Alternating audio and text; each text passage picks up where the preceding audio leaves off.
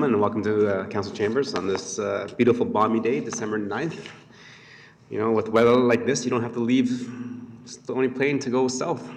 Just keep on staying in Stony Plain. Okay, members of council, we have an agenda. If I got a motion, Deputy Mayor. The council accept the agenda for Monday, December 9th. Thank you. Administration, anything to add? Seeing that, I'll call the question. All in favor? And that is carried. Moving on to public input session. This is the time that we allow members of our public to address council on anything that's not on the current agenda. Does anybody in chambers like to address council? Seeing none, we'll move on. Agenda presentations and delegations, we do not have any. There's also no statutory public hearings today either, so we're moving on to the adoption of council minutes. The RCM of November 25th and also the GMP of December 2nd. Councillor Matties?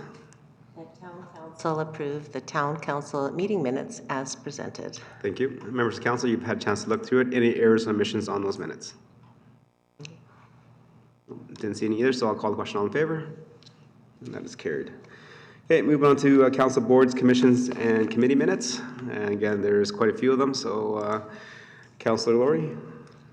Thank you, Your Worship. I'll move that Town Council receive the Council Boards, Commission, and Committee minutes for information. Okay. Thank you. Members of council, it's the Stony Plain Public Library, Marine Foundation, and the Growth and Commerce Committee. Any questions and comments regarding those minutes that were submitted today? Good. Councillor Meyer? Your Worship, just to, I guess this would be to one of the councillors sitting on the board. Just in regards to page 31, the Realtor, Builder, and Developer Reception Review. If I could request just a brief summary of that review. Okay. Good. Does administrative staff want to speak up, or just? Thank you, Your Worship, to Councillor Meyer. One of the practices that we've been doing within the Growth and Commerce Committee is reviewing some of the initiatives. And so what we're putting into practice is making sure that some of the initiatives we do are hitting the mark. And if there's a chance to maybe review to improve some of the things that we've been doing, keeping in mind budgets as well. So there was a review of the Realtor, Builder, Developer Reception to make sure that we were hitting the mark and that the budgets were being allocated accordingly to that initiative. And then a recommendation will be coming forward from that review. Okay, thank you. Thank you. Great. That's a good question, Councilor Meyer. Any other questions or comments? Yeah. See none, I'll call the question. All in favor? And that is carried. Okay, moving on to bylaws 8.1. We're looking at fees and charges bylaw. Go ahead, administration. Thank you, Your Worship. So I will just highlight the changes maybe from when this is coming from first reading. There was a few sections in the bylaw that are highlighted in yellow, and I'll just walk council through them to make sure that you're comfortable with the changes from first reading. So the first one is on page 42.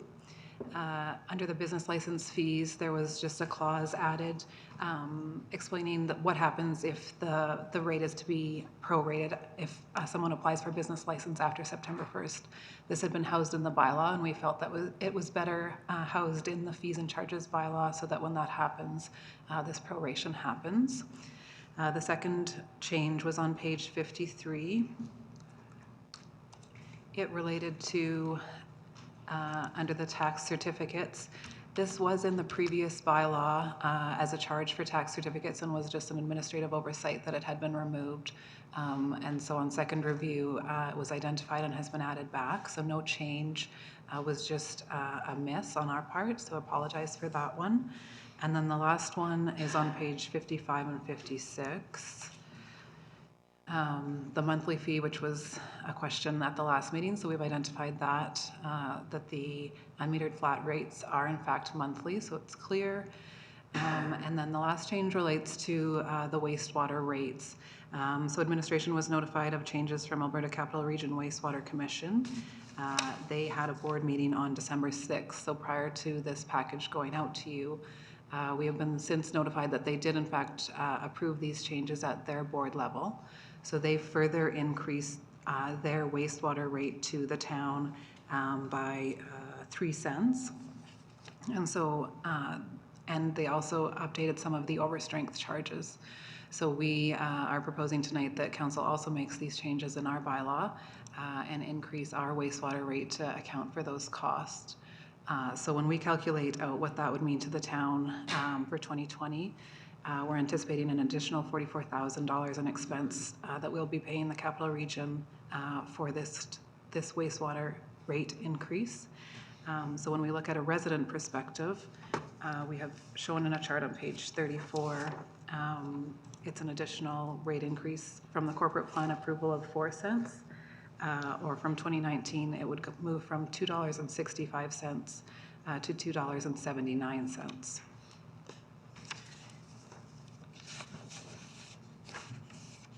The rest of the fees and charges remains the same that had been discussed at the November 25th council meeting.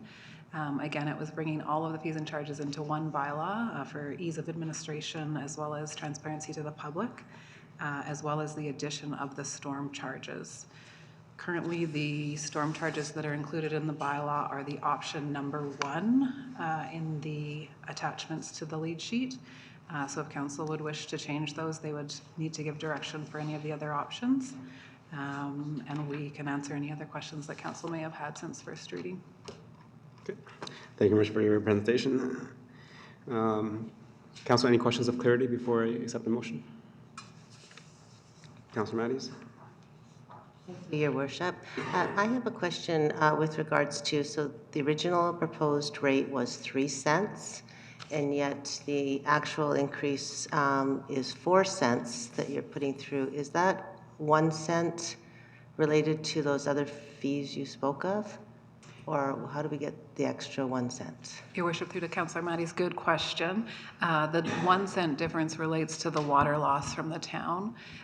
So when we put the cost into our model, it equates to a 1 cent difference because we don't charge. So it would be things like for fire, or if not all the water is metered, and so there's a loss. But we still have to pay the capital region for that cost.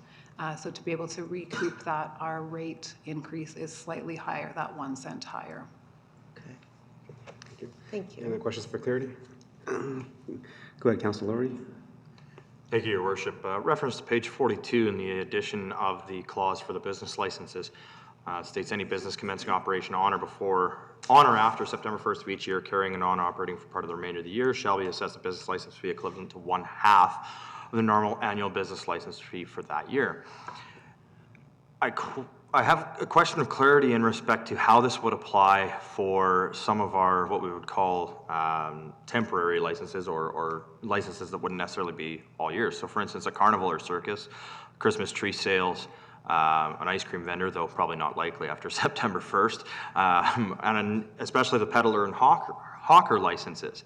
The way that this is written, the way that I understand it, is essentially any of those license types, even if they apply after September 1st, would only be applicable for or responsible for half of that fee.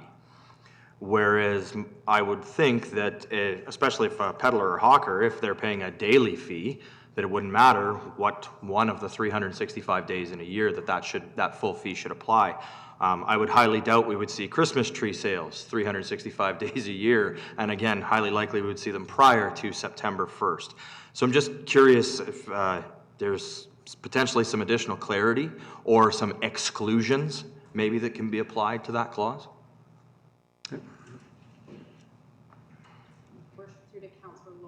To clarify, this is in regards to the annual business license fees that are charged, not regards to the temporary business license fees, which you're referencing for, the events or businesses that are temporary in nature, such as hawkers and peddlers. So it's only for the annual full year business license fees. And thank you. And while I can appreciate that, nowhere in the fee descriptions does it state annual or temporary on any of these license types. So it does leave it open and cause for confusion. And I mean, quite frankly, again, probably wouldn't happen, but what's to say that we don't have somebody set up a Christmas tree lot all year round? or something to that effect. Again, I'd like to see some more clarity in the bylaw to define which these would be applicable to, or essentially which are annual fees and which are considered temporary business license fees. Okay, so that is a good comment, Councillor Lowry. So is there a way to adjust that so it says any businesses are commencing an annual operation? We can certainly make those adjustments. We can just make that one word there, says annual. Or if this clause could basically only be applied to the retail services or contractor business licenses, because it would seem that every other license type there potentially would be more of a non-annual type. Your worship, we can just asterisk the types on That would the be fee perfect. schedule that applies to. We can make that adjustment. That'd be appreciated, thank you. Okay, any other questions of clarity? Councillor Meyer? Yes, thank you, Your Worship. Just a small note here. I'm just curious if and now I know this isn't what we're right on right now, but on page 227, we have ice cream vendor, mobile and temporary listed or struck through at 125, and on the fees and charges, it is now 150. I'm just curious if that's my oversight or if maybe we changed a number there, or if you guys are just being sneaky. Thank you, your worship. That is an error. It should be 125 in the bylaw, and we'll make that correction. Okay, and just then just to follow up, if somebody could just double check all those numbers then for us and make sure they're all good and the same. Thank you. Thank you. Any more questions of clarity before we move on to discussion? Go ahead, Councillor Matthews. Thank you, Your Worship. Just one question with regards to storm rates on page 37 out of 285.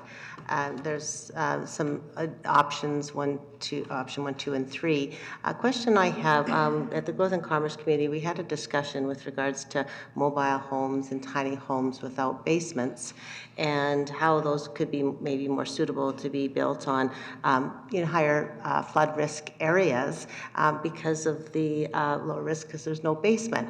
So question is, if we're including the mobile homes or potentially tiny homes in this bylaw, I'm wondering if there should be a lower rate for that group based on the structure of those entities and the risk associated with them. Okay, that's good. Administration, any comment to that?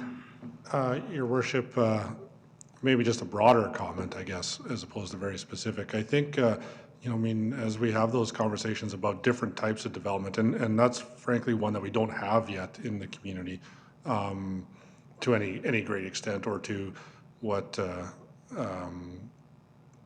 if we were to, move forward on some sort of tiny home project. I think there'd probably be a number of different, administrative questions and answers and implementation that we would have to go through, and I think that would probably be one of them. But I'll leave it at that, Your Worship. If we were to get a substantial project of that nature, it would probably require, a number of different options, considerations. How do we go about this on this particular site, so on and so forth. That may be a bit more specific at that time. Not sure if that answers the question, Your Worship, but just a comment. Yes. So just to follow up, just to clarify then, so if I had a trailer that didn't have a basement, I would be charged, for example, $11.45 or $10.43. Would that be correct? Correct. And you feel that would be the same risk level as, say, a home with a basement in it? And should they be treated more like a condo as opposed to, because there's different structures of condos too, right? Mm-hmm. Okay. I don't know. I'm just asking.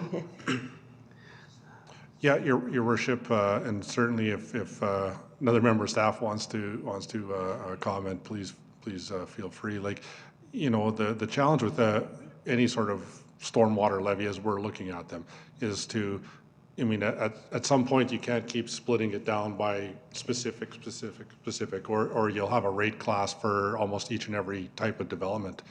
You know, typically, I mean, whether it's a mobile home or, I mean, we have other stick builts that have no basements and so on and so forth that, you know, I mean, other than not having a basement is exactly the same as you know, some of our other R1 type developments. So, you know, at this point in time, I don't know that we would look at subclassing, so to speak, further along that particular line. But like anything else, you know, I mean, this is new to the town of Stony Plain. It's new to a number of communities in our region. And, you know, as time goes by, policies change and different things can be considered. But, you know, at this point in time, I don't think we're recommending to further subclass anything, if that's the right word to call it. But. Okay, thank you. Any other questions of clarity before we accept the motion and go to debate and discussion? Councilor Laurie? Thank you, Your Worship. Through you to administration. I know we've gone over it a couple of times, and I just want to make sure I'm very clear. When I look at the cost allocations that were presented for the stormwater rate, there's a line item called common cost recovery. So these were costs that were not being recovered or not part of our current cost allegation. It's not on page in our package, it's from our previous council. So the $106,032. Can we just get a clear explanation of what that common cost recovery category for $106,032 is encompassing? Your Worship, through the Councillor Laurie. So this would be similar to a common cost recovery that we would currently collect for under the utilities as well. And it's to cover costs to hold the utility whole, so that when we look at the utility, you could essentially separate that out and say that could run by itself. So it would include things like our billing functions, so to actually get the bill sent out, as well as the administration function, so some management and oversight time. Those would be the biggest two components, but that's the theory behind it, is that you're looking at this utility as a standalone. So if you ever decided, you know, we want to pull this out, it's a good representation of what that utility would cost. So if I can follow up on that, then, Your Worship, our current cost allocations, we had some dollars coming from the tax base, we had dollars coming from sanitary sewer, we had dollars coming from water, and dollars coming from the waste management. Now, I do understand the theory and concept behind what this common cost recovery portion is set to cover, but the reality is we're not operating this utility as its own, and these functions already existed in how this was being collected before. You know, our billing isn't changing. I mean, aside from a potential line item, you know, our administration of it isn't necessarily changing. I'm a little confused where these additional costs are actually occurring, because we had all of those costs before in our system, and we've reallocated a lot of money, $499,618, to this storm utility. So in essence, for me, this common cost recovery says, well, we need to recover this cost for costs we're incurring to run this utility, but I'm not hearing that we actually have additional costs to run this utility. So where does this money go? So, Your Worship, through to Councillor Laurie, it's a bit of looking at where these costs, so you're right, we don't have additional costs, but it would be the allocation to the storm function. So currently, those costs would be allocated to the wastewater and the water utilities. And now when we look at those costs, we would split it out the three ways to the three utilities. And so it's just really trying to allocate the costs out separately, so that we're understanding that the costs that it takes to run that system.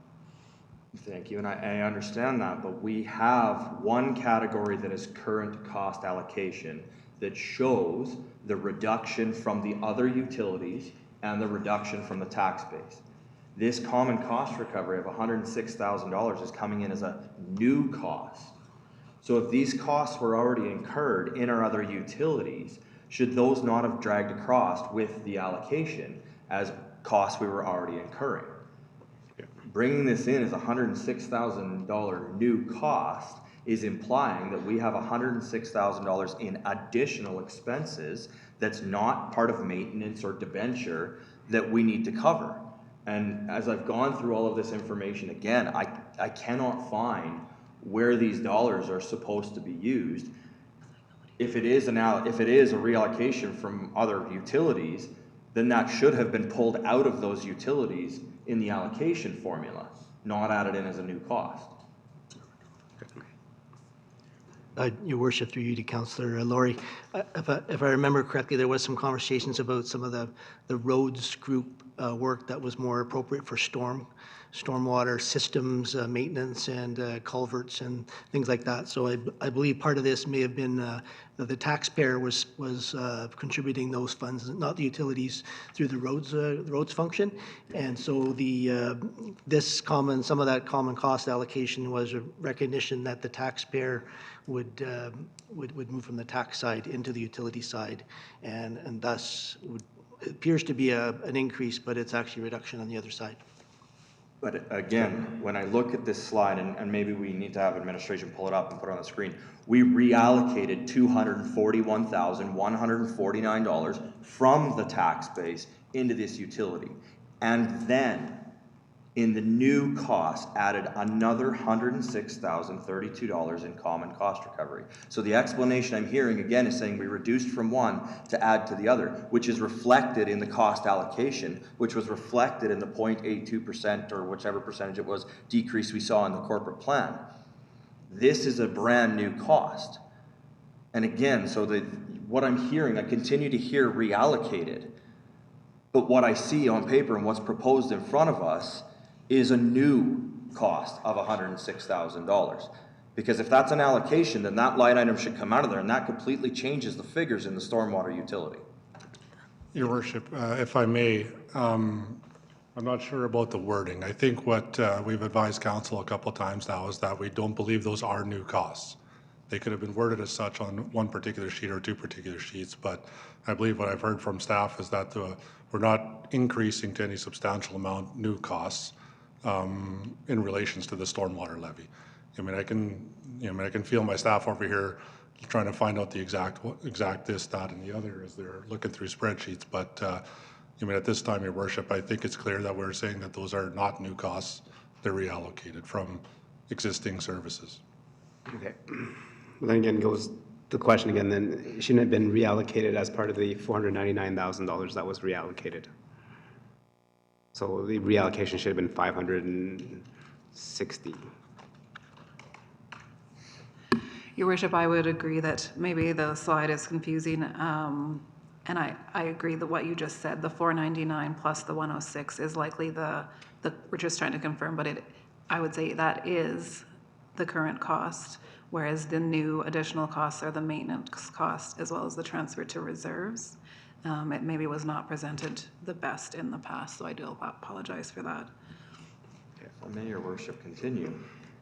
But for clarity, Again, as it did the math through the corporate plan and all of the documents that were presented to us, if you look at the reduction of the $241,149 coming out of the tax base and those cost recoveries coming out of the tax base, that gives a total of $347,181, which is a reduction of 2.04% from the corporate plan for the $169,900 that equals 1%.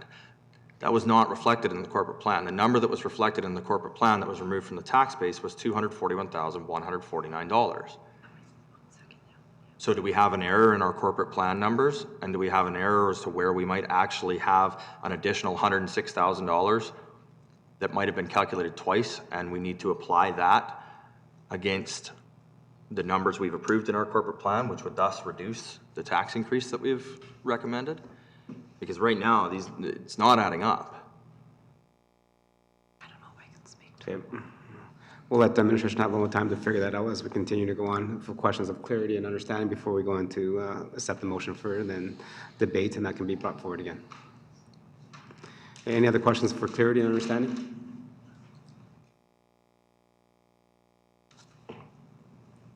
Okay, seeing none, and that's a presentation. So, Councilor Laurie, I need you to make the motion for second reading so we can debate it. Thank you, Your Worship. I'll move the Town Council give second reading to bylaw 2625/G/19, the fees and charges bylaw. Okay. We've already done first reading. First reading on, are you asking for first reading on this? I'm sorry, I heard you said first reading. I don't understand what first reading we're doing. We did first reading on the 28th. No, the first one, we did the first reading back on November. November 20th. And then this was just a presentation, and now we're giving the motion for a second reading so we can debate it. Okay. So members of council, the second reading is on the floor, and it has all the changes that were mentioned by administrative staff and the updates.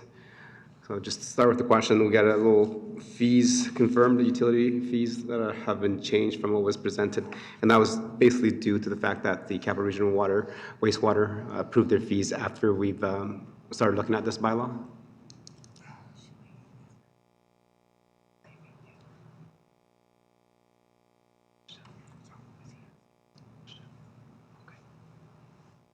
So my question is just, so on the little sheet that we received regarding the charges for overstrength and all that, that was based on the fact that the Capital Region Wastewater Services Commission approved their fees after we started looking at this bylaw.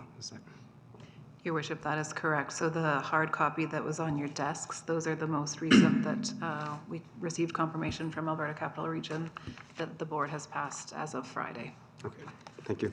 And I believe our council representative is Deputy Mayor, so any comments regarding that, that meeting that passed? I don't really have any comments other than the increase overall is where this comes from through the total budget of what is there. There's an increase in external treatment. There's an increase in biosolids program. There's an increase in utilities. There's an increase in chemicals. And there's another increase from the Alberta government of monitoring that we have to do, as well as the expected life of the pipes that are in the ground were 50 years. They are failing at 35, and the overall cost over the next 2 years is substantially more than has ever been budgeted for. So. Okay, so let's just make sure that the budget for the Capital Region wastewater is intact so we can replace those pipes and provide the services that we're used to. Yeah, thank you. And that's not all of the stuff that needs to be done. This is just fixes into short-term areas. There's still a substantial amount, so we will see another increase next year, higher than what is anticipated as well. Okay, thank you. Okay, members of council, back to second reading. Any questions, comments, debates, changes to what has been proposed? Councilor Lowry? Thank you, Your Worship. Further to my motions from the from the 28th, this is where we had some additional information come to us.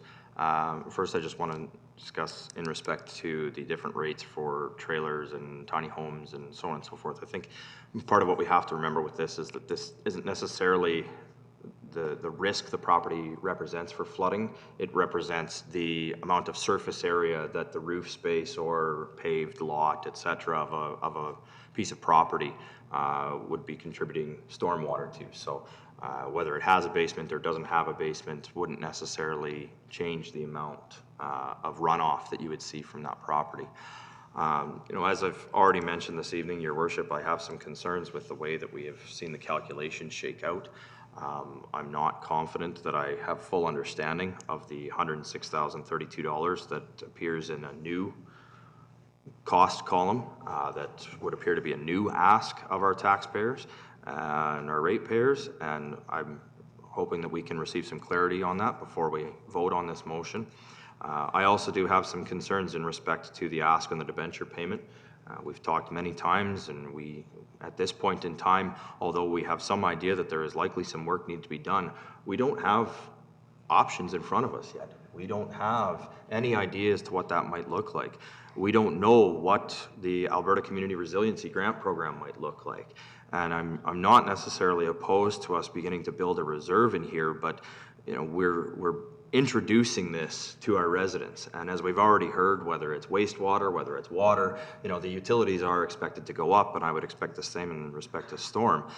Introducing this all in one shot when we don't have any approved projects seems very difficult to me.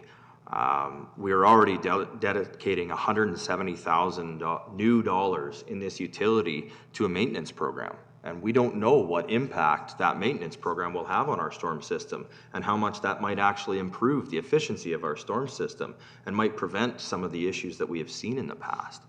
We don't know what extent we will have cooperation from other entities, as I mentioned, with the province when respect to grants, and how realistic it might be that projects can get done, and when, quite frankly, when projects get done. We may have options presented to us in Q1 in respect to projects, but has council already decided that we're doing those projects? Has council already decided that we're doing those projects in 2020? I've got a really hard time with this. I quite like the breakdown that administration has given in relation to option 2, the per door. And I would be heavily in favor of the option 2 per door without the debenture. But I'd also like to hear from administration in respect to that other cost recovery before I'm willing to put any type of a motion on the floor. Okay. Thank you. Any other questions, comments, and discussion from members of council? Deputy Mayor, go ahead. Yes, thank you, Your Worship. Through to administration, I'm just wondering at this time if we're rushing something that we have not put a lot of time and effort into, if this is something that we should be having open discussion with our public and being transparent with them, getting some feedback for them. You know, my thought process also is, you know, we're anticipating that we need to do a lot of things, but for 10 years you didn't do it. And all of a sudden we're going to do it in the 1-year term, which has me a bit concerned because it hasn't been brought to council. We haven't had the opportunity to look at it and weigh out what needs to be done soon and what can be put off for a period of time. At no time do I want to risk our community and having the floods again either. So I think it's something that we should be really looking at and having a great open dialogue with all the parties that are involved in it to come up with a solid based rate for this. I too think that option 2, the per door rate without the additional funding in it, is where we should be looking at to begin with until we do have some actual costs. But I also think that it would be important at this time to have that open dialogue with the people of our community. Good. Okay. Councilor Matthews? Thank you, Your Worship. Through to administration, I'd like just some clarification from your perspective as to what you know that we need to have in the short term with regards to some addition to infrastructure. We've talked about the main trunk. I know we've talked about some culverts and things like that. Can you tell me what you know that we need to make changes with and that we will need some additional funding? Because right now, I mean, this doesn't come out of air. We need to have assets available to accomplish these things, and it is important that we continue to build and ensure that our infrastructure is current in our community.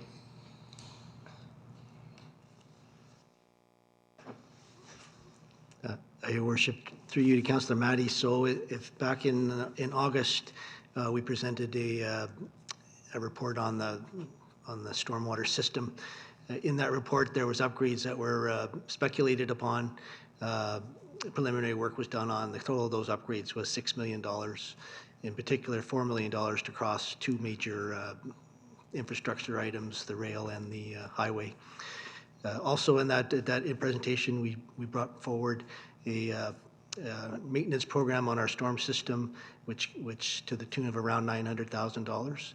Now, that maintenance program would not have to be all done in a single year. It could be phased over a number of years.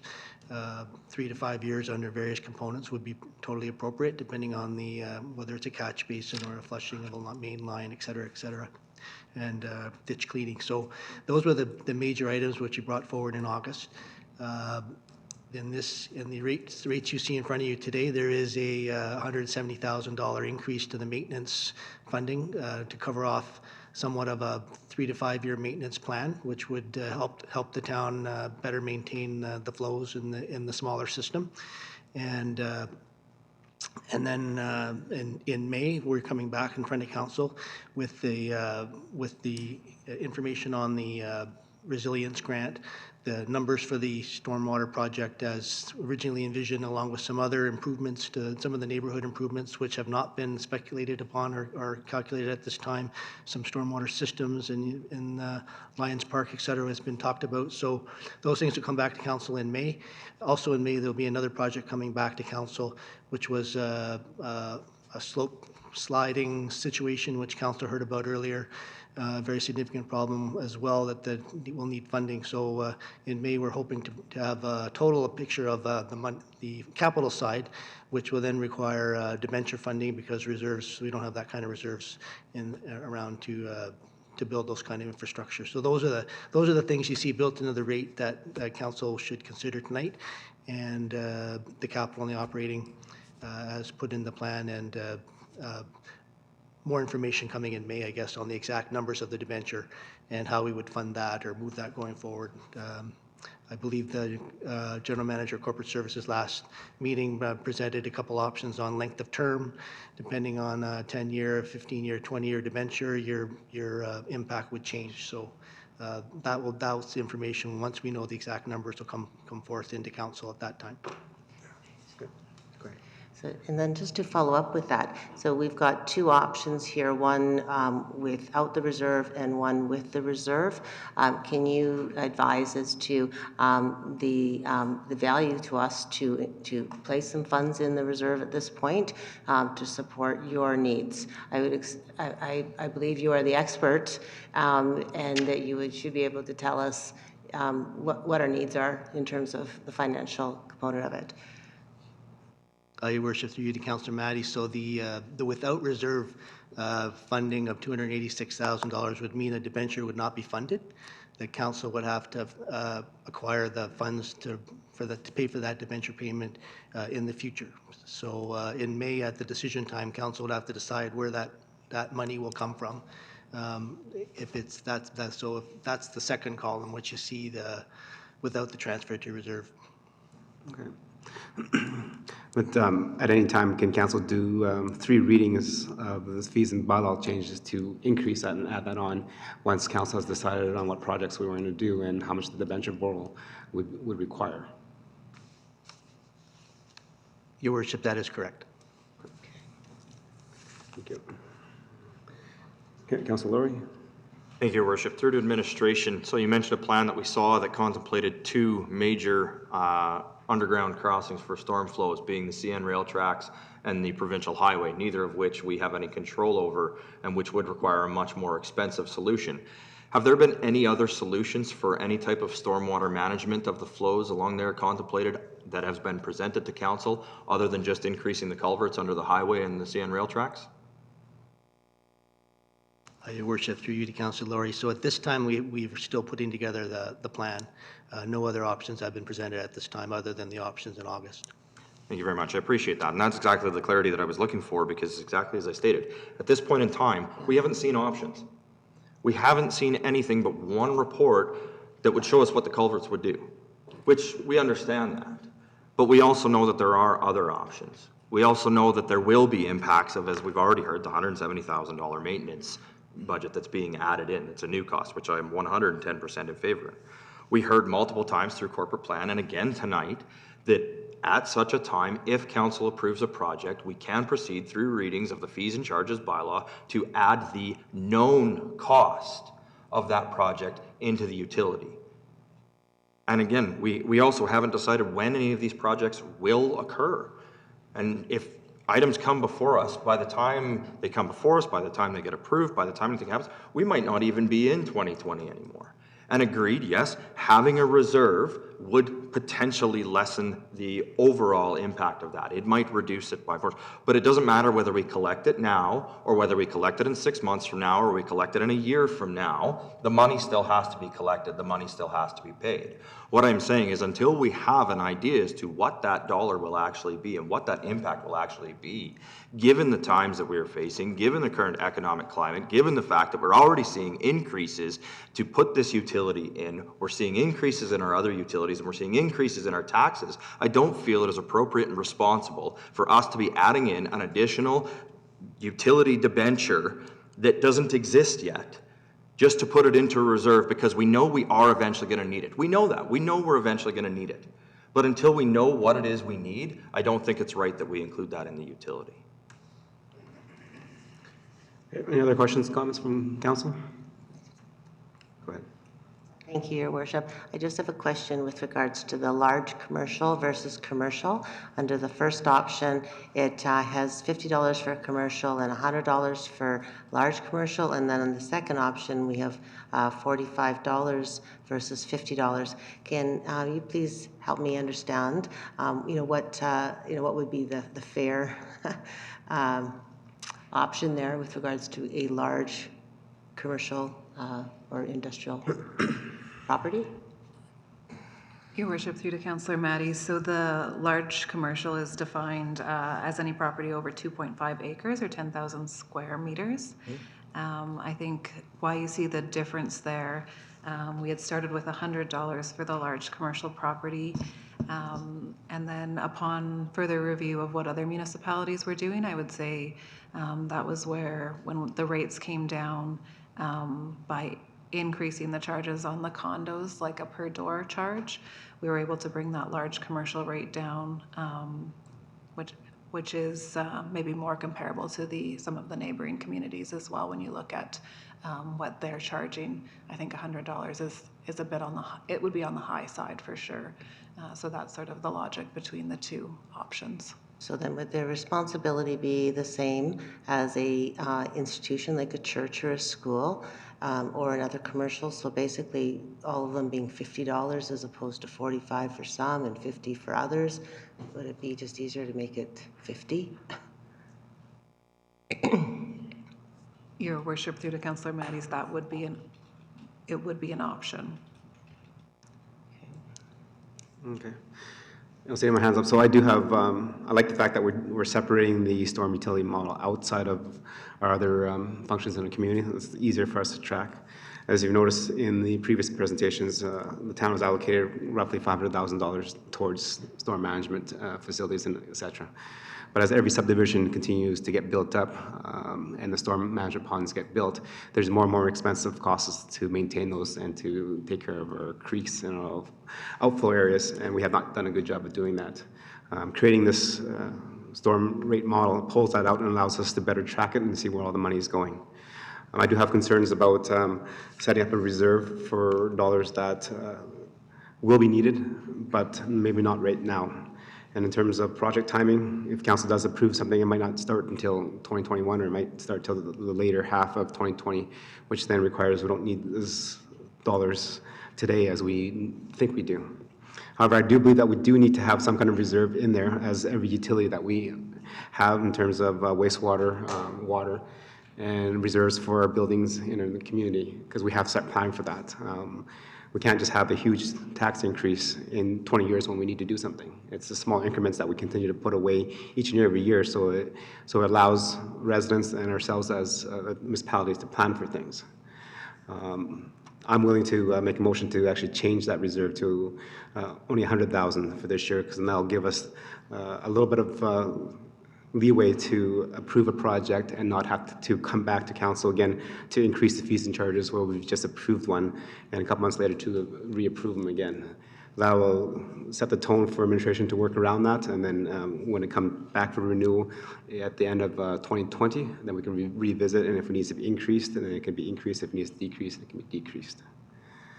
So I'm willing to do that, but we're still waiting for an answer from Councillor Laurie's question regarding the associated costs.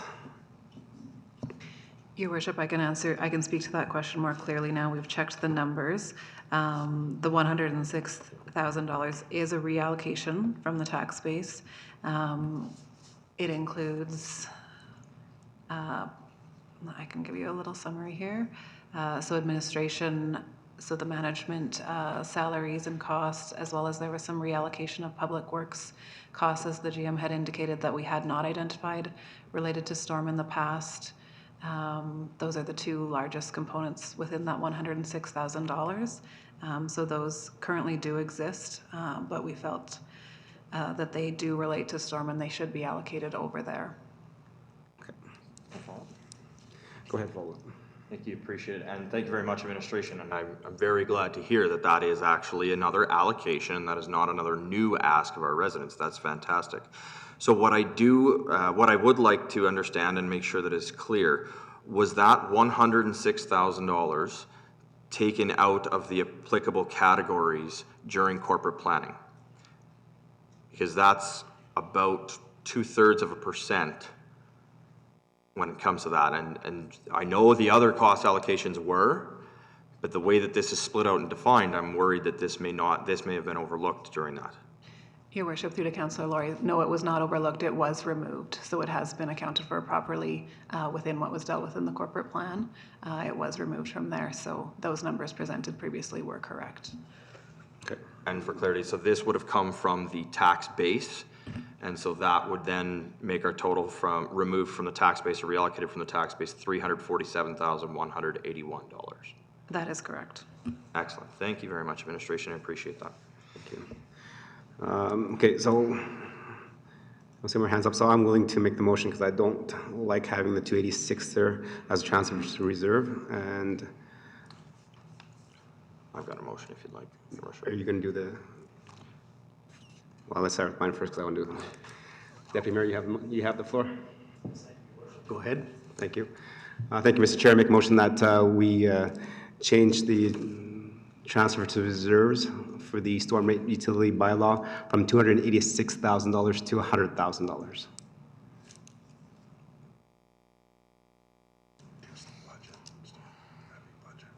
Would you like to speak to that? That changes here. Let's debate it properly. Okay, yeah, so I'll speak to that. So, members of council, I do make the motion because I do believe that the storm rate model is a good way to go. We do need to put some money in reserves for what we will, and we all know that we have to approve some projects to help with the storm situation in the town of Stony Plain. I think $286,000 is a little excessive. $286,000 is the equivalent to 1.75% tax increase. If council recalls, we borrowed $10 million for our share of the RCMP station, and that was a 3.5% tax increase to cover that debenture. So at $100,000 will allow us to probably borrow up to about $2-3 million to get some projects going without having to come back to the utility bylaw and having to go back to the residents for increases in their taxes and service. So I just ask you guys to support it. Thank you. Councilor Laurie? Thank you, Mr. Chairperson.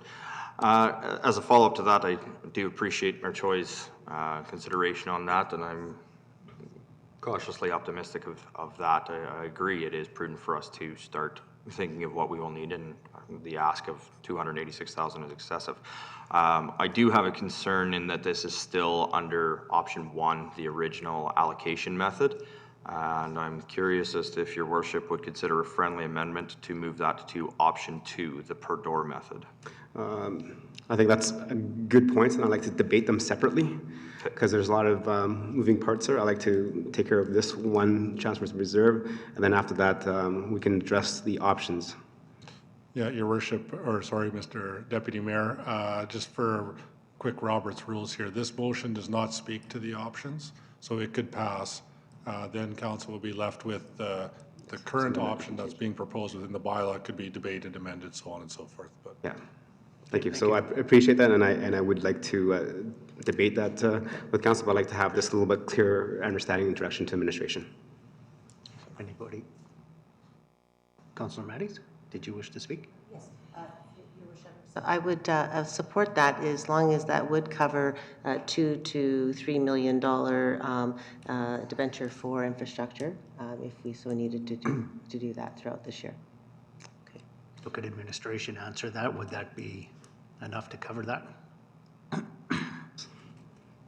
Your worship, yes, it would. I mean, we can look at terms, and it's a start, so I'm comfortable that that would. Thank you. Councilor Laurie? Thank you very much, Deputy Mayor. As I look at this, my concern still runs in the amount of ask to the residents. I do think, we're over 0.5% still at $100,000. I'd be more inclined, when I look at the numbers, when I look at the per door, when you remove The total amount, when you remove the 286,000 is $775,000.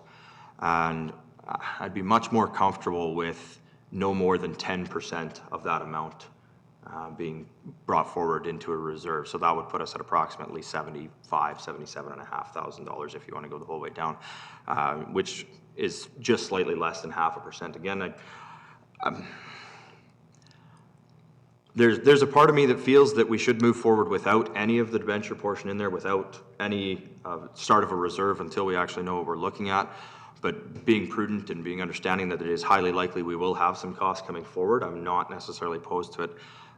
Your worship, would you consider, and maybe administration can shed some light as to Councillor Maddie's question, if $75,000 or $77,500 would still be enough to cover that $3 to $4 million debenture?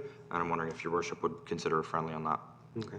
Can administration pull up the chart that they have on page 39 of 285, and if they punch in the numbers of 100,000 versus the 286, how does that change the option 1, option 2, and option 3?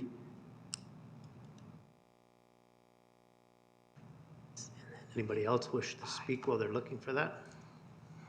Councillor Matties, go ahead. Well, I was just saying that, you know, if there was some adjustment to the institutions and the commercial, you know, to say $50, then maybe, I don't know, or 45, whatever it is, you know, to make it fit that. I really like having the reserve so that we're able to do the infrastructure improvements that we require. Good. So, Mr. Chair, and that's why I wanted to keep the motions separate, because then it gets too clouded and the waters get muddied. So this is, again, $100,000 to the reserve, not 286, and this is because we're prudent and we understand that we will have things that we need to approve as a council to better our storm management in our community, and I think $100,000 is prudent. Is the administration able to bring up that chart? Your worship, Mr. Chair, we're working on it, but I'm not sure if we're going to get there. I can see their spreadsheet's much more detailed than this one. I'm not sure if we can get that table that you guys are seeing up on the screen. Can you be specific with numbers?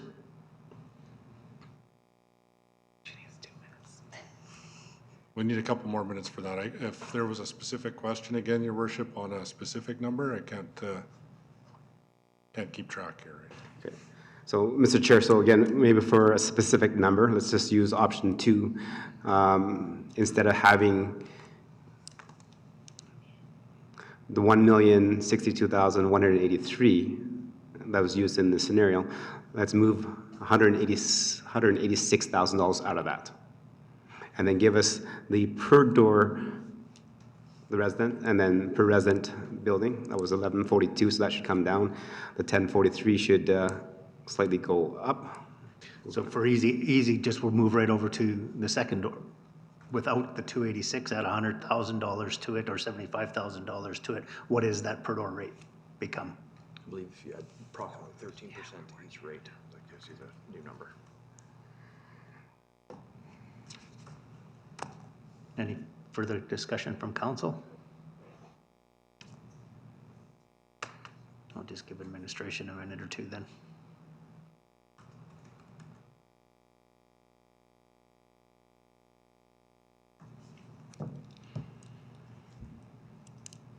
I bet that's the quietest it's been in this chambers in a long time. I As we just, sit I here, just have one go ahead, question. Councillor Matties. Thank you. Just wanting to clarify, why is it that we need to separate the two out as opposed to look at it all in one? That way I know exactly what everything was. Question to me? Yes, please. Yes, it just makes it clear, because what we're dealing with is, what do we believe is the amount that we should transfer to reserves to fund projects this year, next year, and future years. Okay. Okay. Once we've decided that, then the next question is, how do we want to implement it? Do we do the original where we're just per door for everybody, or do we do it on meter size? So, because once you do that, you know, you're looking at dollars per door, right? So you do it so many moving points in this thing. We need to be very clear to administration of this is what we want. One, and then next two is then how does it get implemented? Is the second one.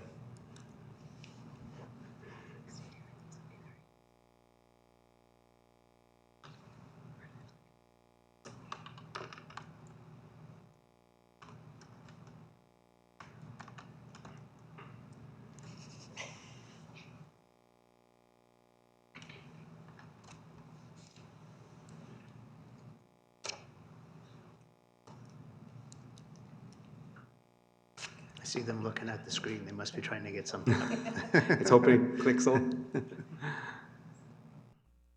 There we go.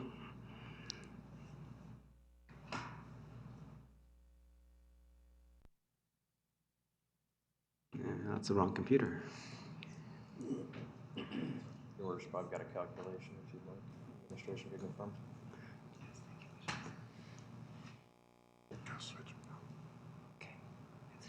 $100,000 would be, if you go from this one here, it'd be $8.61. So it's 10, it's $1 more. That's what I figured here.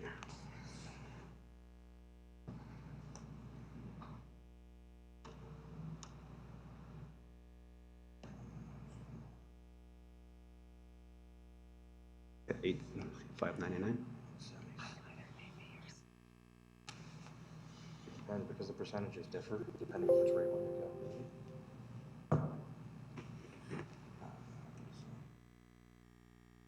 So your worship, you'd be looking in column H, so it would be work to $8.60 for a resident? Yep. I had 599,993. So Yeah. That's looking at option 2 though, not option 1. option 1 is changed to 944 Oh, okay, yeah, see that. and 82. Okay, so Mr. Chair, if I can just ask you to make sure that we're still debating the same motion as the $100,000 reserve and not the options. So my understanding is that we're still debating the $100,000, no other options, correct? Right. Okay. Is there any further discussion on that debate? I'll call the question. Those in favor of the $100,000? Those opposed? So carried. Pass the chair back Okay. to you. Thank you, Deputy Mayor, and thank you, members of council, for that debate and the conversation around making sure that we have some funds set aside for the change that we need to do in our storm utility and storm management in our community. Councilor Laurie, you have a secondary motion? Thank you, Your Worship. Yeah, I would like to move that we direct administration to use the per door or option 2 rate as opposed to the original rate. Okay, And I will speak to that one, Eva. thank you. I'll make sure administration captures that first.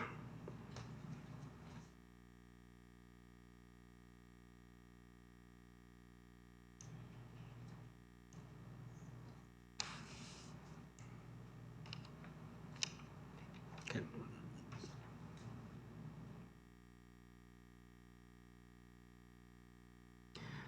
Thank you. Has administration captured it? I believe so, Your Worship. Okay, thank you. Go ahead, Councilor Laurie, for your opening. Thank you very much, Your Worship. But I'd like to start by thanking administration for all of their work in respect to the stormwater utility bylaw. There's been an absolute ton of information that has been presented to us, and they have given us several very good options to consider for our residents. When I look at the rates and when I look at the options that were presented to us, I think fairness and equality and equity come to play. And there are significant differences to the different residential types that we see throughout our community. One of those being is that for the multi-units and apartments and condos, they don't have the same calculation method per se as a standalone residential. But when we look at option 1, it only singles out apartment buildings, not necessarily condo buildings, condo developments, and so on and so forth. Ultimately, I hope that we will work towards something similar to what we see in EPCOR for the calculation, where it takes into account the amount of surface area of a lot, the amount of surface area of any type of roofing, any type of asphalt surface, and it also includes a runoff coefficient to come up with a true calculated for each individual property.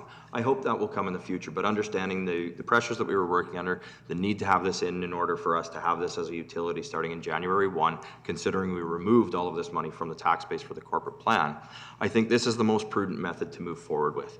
I think this sheds the responsibility equally amongst our community and as appropriately as possible based on the calculation methods used for the different types of dwellings that we see in the community.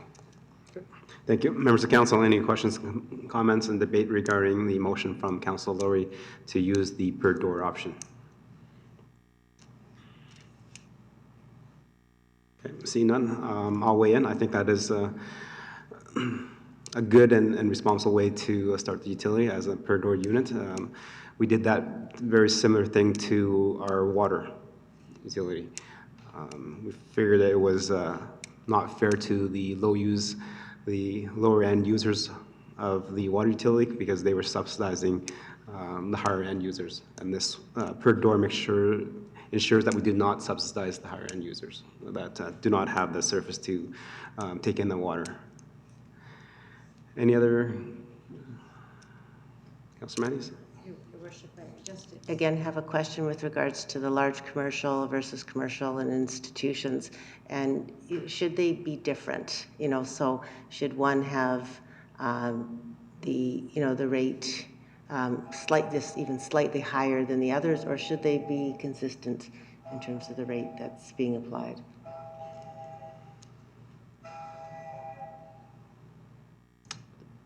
We are a rail town, so that was very, very fitting. Again, the question is, should there be a difference between the institutional rate and the small commercial rate? Large commercial. Well, Yeah, large and commercial. And institutions, like all three, right? Yeah. The church can be very large too. Your Worship, through to Councillor Matthews, I mean, the thought behind it was the large commercial is that larger than the 2.5 acres. And so we felt that that is contributing a lot more to the storm system than, you know, your main street businesses or sort of the smaller businesses, and that's why the distinction was made. Council could direct to do something different, but that is why it was proposed as it was. Okay, so then just to follow up, the original was a $50 difference per month. And then on the second option, it's only $5 difference. So what I'm trying to understand is what is the fair amount to charge? Is it $100 or is it 50? Your Worship, through to Councillor Matthews, and I guess I would tag on to Councillor Laurie's comments of, I mean, I think we'll continue to look at this, and the goal is to get to an imperviousness model where we are looking at the properties to say, this is how much they're contributing, and so they should pay X. Looking at each property, we're not at that point, and so this is what is proposed for you tonight.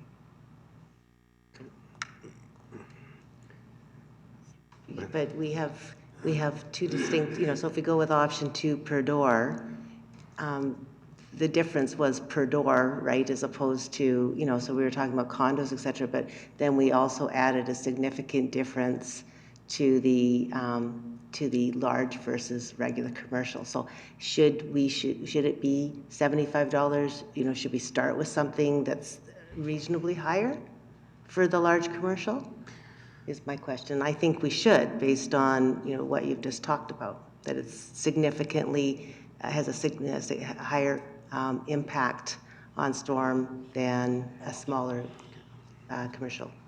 Okay, so Councilor Matthews, then the fact is that there's a motion on to use option 2, which is per door, and then you can see the per door changes there.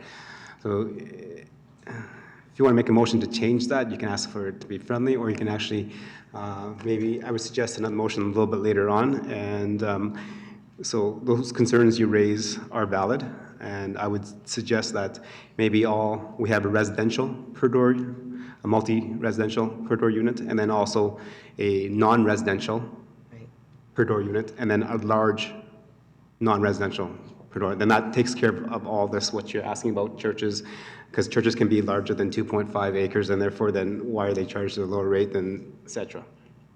So again, so for clarity's sake, in terms of what we're doing in debate, we're talking about, motion is to use a per door rate. Is that good or not? Yes. Deputy Mayor. I just want to thank administration for the work that went into this. I know you've heard it already tonight, but I know I posed a lot of questions to you, and I see that most of them have been answered within this. The one thing that I look to is the second page, page 40 of 285, and I look to see what our people next door are doing or proposing, and I get that everybody is looking at a storm rate that is separate from what they've had in the past, so everybody is kind of coming up with a new way of doing business. And truly this is an opportunity to start someplace, no different than what we did with the water. So, and I think it puts us fairly comparable to the city of Spruce Grove. Having several discussions with the local mayor there, I know that they're taking this actually out to the public and having a bit of a different debate on it, but their rates are fairly similar to what we are.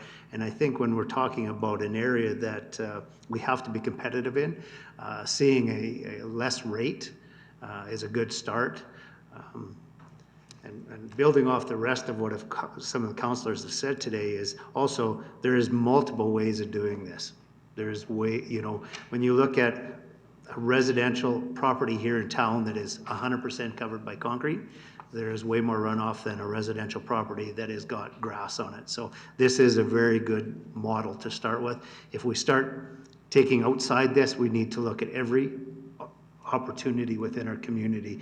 Every duplex, side-by-side, condo, everything that has something different, and each one of them we would have to calculate on a per square rate basis, which is very time-consuming for administration and anybody else doing it. So I can support what we're doing today for a good start, and it gives a good opportunity for administration to build on. So thank you, administration, to all your work. Okay. Councillor Laurie, please. Yes, Your Worship, and yeah, thank you. Just wanted to piggyback on the deputy mayor there. You're saying Spruce Grove is going out to the public. I really want to know, to the best of our ability, how we're reaching out to the public in these various categories, whether it be residential, whether it be commercial industrial or large commercial industrial. How much input have we received from these particular businesses so that help us guide our make our decision? That was my question, I think, a couple of weeks ago, and I don't think I have an answer yet as to what kind of public input we're receiving. I think it's crucial. Okay. So how has the communications plan been going up as we've been talking about the storm rate?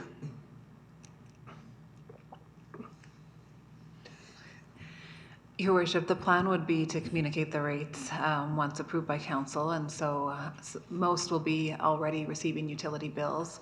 And for those that aren't, separate letters will be sent to them identifying the new charge, along with some frequently asked questions or explaining what this is exactly. As we do understand, a lot of residents, myself included, before you are involved in a municipality, you may not even understand what we're talking about, the storm infrastructure. So definitely trying to educate the residents so they understand what the charge is for, and then communicating the rates that have been set. As a follow-up to that, Your Worship, did I just hear that the statement is that the rates that council has approved? If that's the case, then it's almost like a moot point if I'm hearing that right. What input do they have once we've already approved the rates? No. I'm looking for input. That's sort of like what I'm looking at. Can we say proposed rates? This is what council... So Councillor, that's what we're doing right now. We're approving the rates right now. So we approved starting the storm management utility back in was it August or October? October. And then so that's been communicated since then, and now the rate is what we're debating right now. And then so as a list of, on page 40, as mentioned by Deputy Mayor, those are the rates that have currently been debated through the other municipalities, and some have already been passed.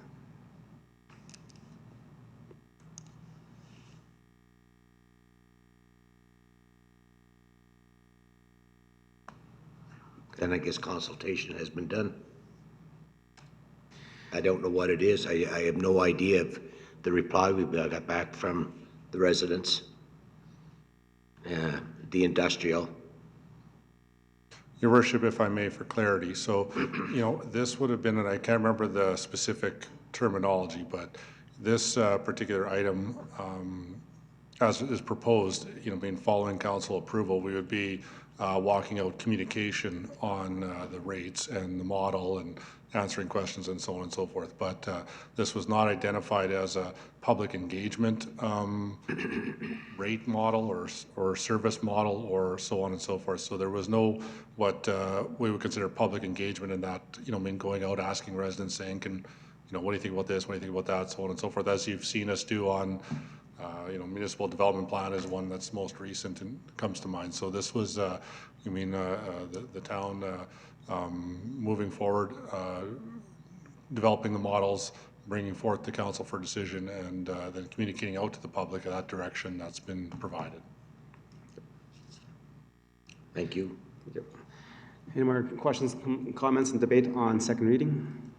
We still have the motion to change to option 2. Yes. Okay. Anything else? Okay, so we'll call the question on the motion from Councillor Laurie to use option 2. Okay. So I'll call the question. All in favor? Okay, and that is carried. Okay, so back to the original second reading that was made by Councillor Laurie. So we have now adjusted the reserve to 100,000, and we have actually then decided as a council to use option 2 as the rate model to go forward. Any other questions regarding the overall fees and charges bylaw? I know you can. Yes.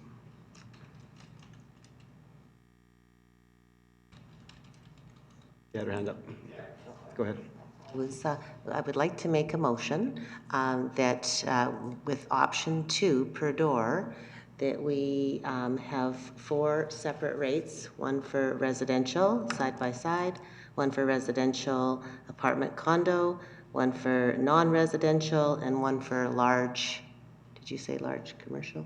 Large non-residential. Large non-residential.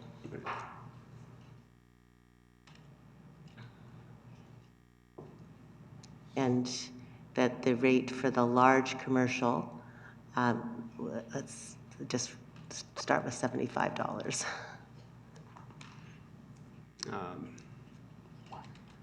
So Council Matters, you want to make that a $75? Well, it's $50 right now. No. Right now on the yellow side, 41. it's 41 based okay. on the per Okay. door model and based what we have Yeah. approved 100,000 versus the full amount. So right now, if we change that, Very close to 75 to be double. the residential rate will come down slightly. I think the apartment condo will come down very slightly as well. Okay. Let's see what that is. The institutions, commercial property might stay about the same. Because what happens is then everything that was listed, schools, churches, institutions that exceed 2.5 acres will be charged the higher rate. So that therefore they'll take a little bit of that pressure off the residential and the multi-family. So if we did double the commercial or the non-residential rate, whatever that is. Okay, so Councilor Mattis, I think we have a little, it's too complicated here. So we're doing per door. So if you want to make it fixed, then I think that's a different conversation. So you want to change it and then make it fixed. No, I want 4 rates, one for residential, side by side, one for multi-residential, which is whatever that ends up being, and then we need one for non-residential, which is the $37.12 or whatever that is, and then the large being a higher amount, which was originally double the commercial rate. Right. And that was under the original option 1, which we're not dealing with. So. No, but I'm just saying that, well, whatever. So whatever council feels would be fair, but. Okay, so Councilor Mattis, this is your motion. So if you want Yeah. $75, you can I would- ask for that. Whatever so double, so yeah, so $75 is fine.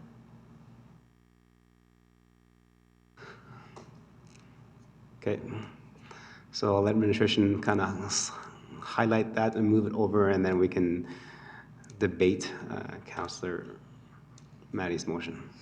Your Worship, I think council could probably proceed to discussion debate as they work on this, because Okay.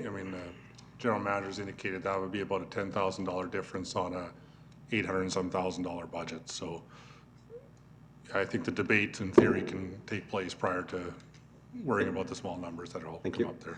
Deputy Mayor, you had your hand up. Something totally different. Councilor Laurie, you had your hand up, go ahead. Thank you, Your Worship, and I challenge administration on the $10,000 because I just did some very quick math here. And if we're moving to $75 instead of $41.24, that's a difference of 30 some odd dollars for 25 properties. There's no way that's anywhere near $10,000. And even if you take the additional 16 properties that are listed under institutional, because we know all of the per commercial properties, the 259, we know those aren't classified as large. So even if you take the 16 properties and the 25 large commercial properties, that gives you 31 properties, times that by the difference, we're talking about $1,384. Right, sorry. So, sorry, yeah, you're talking $16,000 total.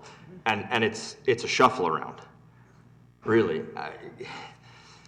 What you're proposing is exactly what we just moved forward from a flat rate to a per door rate, and increasing that rate on, I guess, just principle of the fact that they're large.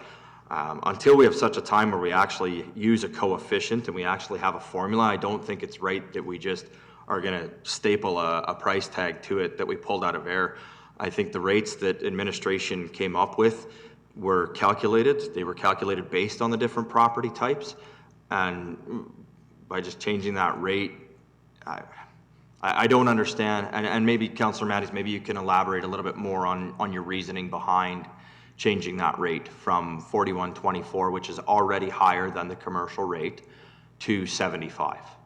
Your Worship, through to Councillor Laurie, the reason I did was because basically the square footage of a large entity, so for example, we looked at the being probably the 2 point, how much larger did you say it was relative to the average regular commercial size? Larger than average.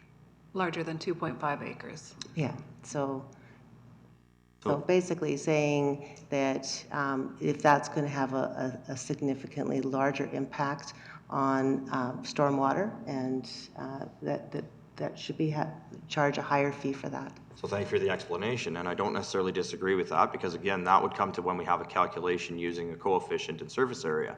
Because what we're looking at in respect to fees is a property at 2.49 acres would be paying $37.12, or property at 2.51 would be paying $41.24. What you're proposing has that property at 2.51 paying 75, while that property at 2.49 still remains at $37.12. I can't support simply raising the one rate of this group just to try and equate that they're larger. It's identified in the rate structure that's there that they're larger. They are charged more than other commercial properties, and until such a time as we have a proper imperviousness of a property rate, I can't support changing the fees on it just because they're bigger. Okay, so we'll just go with the 4 rates then. Okay. Well, So, there's 2 identical rates there, which are for the non-residential rate. so Councilor Mattis, so your motion is still on the floor, so would you like to change that then? I would like it just for the 4 rates for the residential side-by-side, residential multi, and then non-residential, and then large commercial.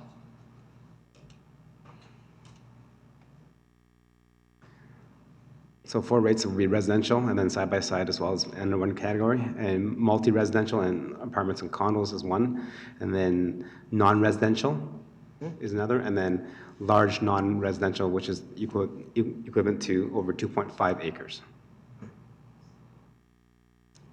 Perfect. Right, and then we're just gonna let it float as whatever is deemed necessary. Okay, thank you for that adjustment, Councillor Mattis. Any other questions and comments? Debate? Just clarity. Councillor Laurie? Thank you, Your Worship. Just clarity, I still see the $75 on the screen. That is gone, correct? We are same rates, changing to 4 categories instead of 5.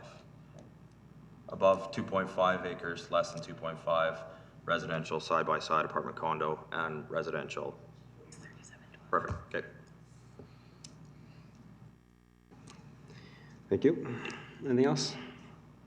No. So I think I'll support the motion, and it's actually good to combine a couple of those. So thank you very much, Councilor Mandies. I'll call the question. All in favor? Okay, and that's carried. Okay. Okay, back to the whole second reading of fees and charges and bylaws. Any more questions, comments, regarding the bylaws? It is a large bylaw. As you can tell, we're removing the fees and charges from the older bylaws to have one bylaw that has them all in. Go ahead, Deputy Mayor. Yes, thank you, Your Worship. I'm just wondering if now would be an appropriate time to speak to the business license fees surrounding the bottom section, which is the special services.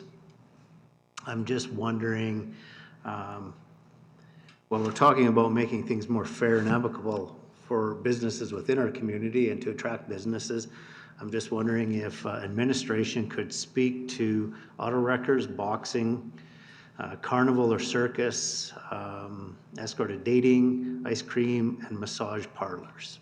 If you could define that for me, well, what's the difference between a massage place, you go get a massage today, and a massage parlor? Also, auto wreckers and salvage, what is our experience with needing to have a $1,500 license fee for them when we don't have any within our community? We distract from bringing promotions to our community, which would be boxing, wrestling, carnivals, or circuses. We have a substantially high fee for that type of thing. So I'm just wondering if we, administration could speak to that, as well as to what our competing local areas have that would make us different than them. Okay.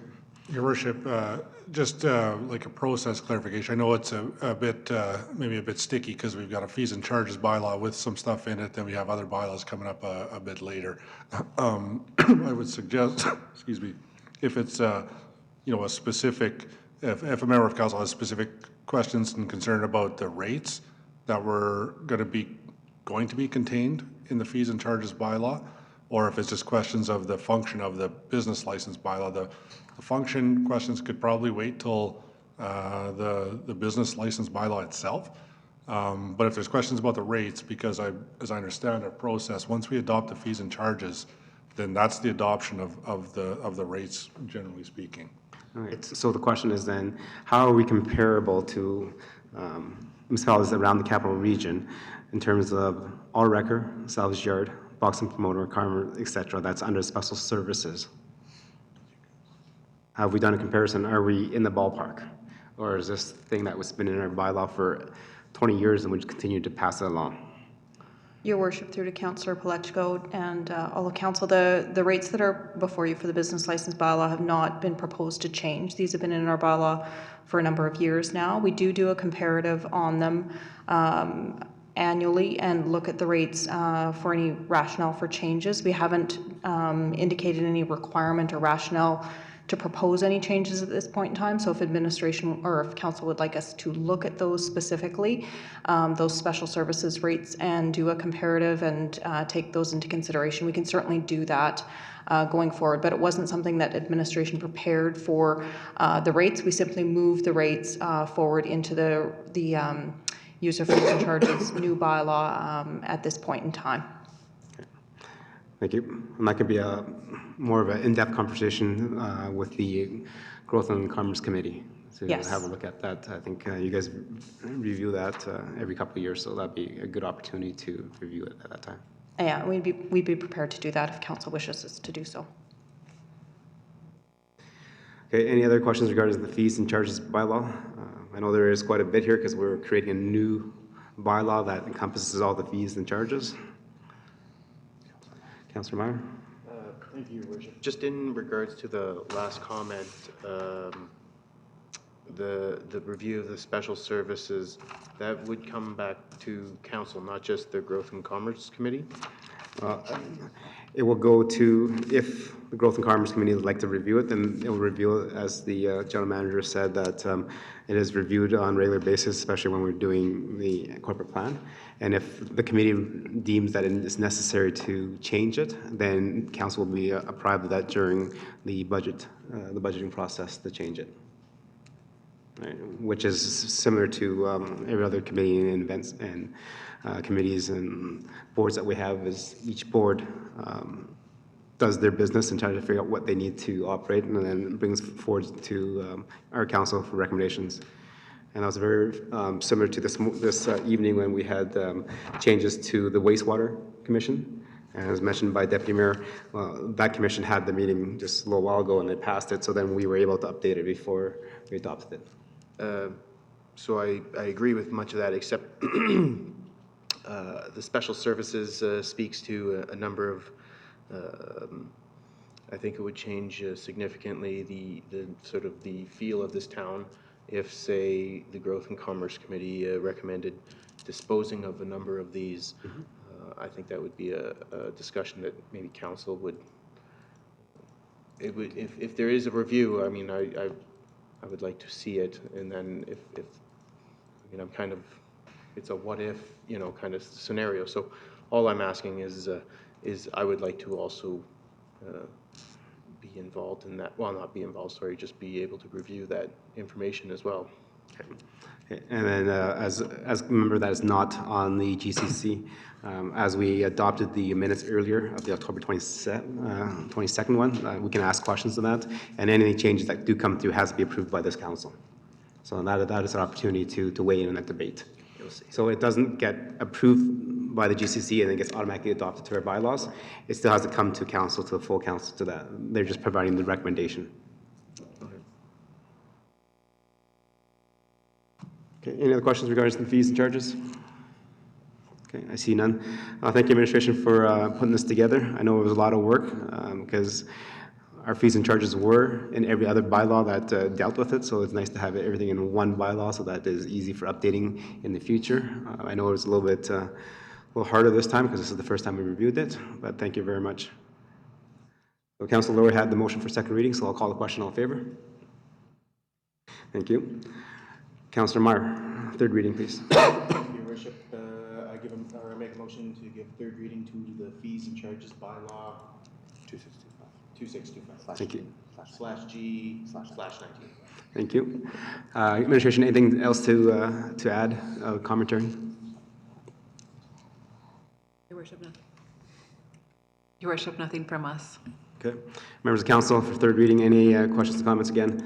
I think everybody did a good job of exploring what there were there, and definitely appreciate the debate and conversation around the storm management utility bylaw. Councilor Lowy? Thank you, Your Worship. I just request that administration send the approved fees out to council when they're completed, understanding that there might be a slight change with the 16 properties that were listed under institutional, depending on whether they would fall within the under or over 2.5 category. So if that could be sent out to council once that is contemplated, that would be fantastic. I understand it'll likely be minor, but just for clarity so we know what the fees are. Your Worship, can do that. Okay, thank you. Okay, I see no more hands up, so I'll call the question. All in favor? Okay, and that is carried. Okay, moving on to 8.2. You know what? It is 7:30. Let's just take a recess, and then we'll come back to our bylaws in a second.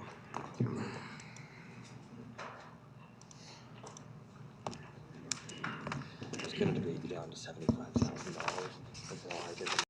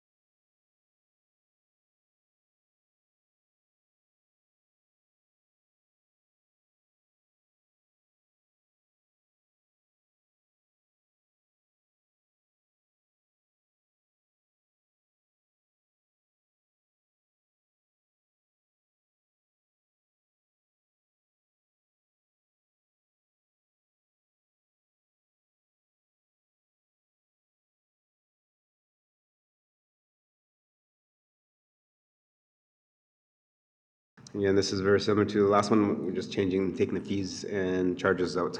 Go ahead, administration. Your worship, that's correct. We have removed the fees and charges from this bylaw as well as added the operational component related to the storm utility. There have been no changes since first reading, and we're asking for a second and third reading from council tonight. Okay, thank you. Councillor Loy for first reading, please. Yes, your worship. Second reading, sorry. Sorry? Second reading, sorry. Yes.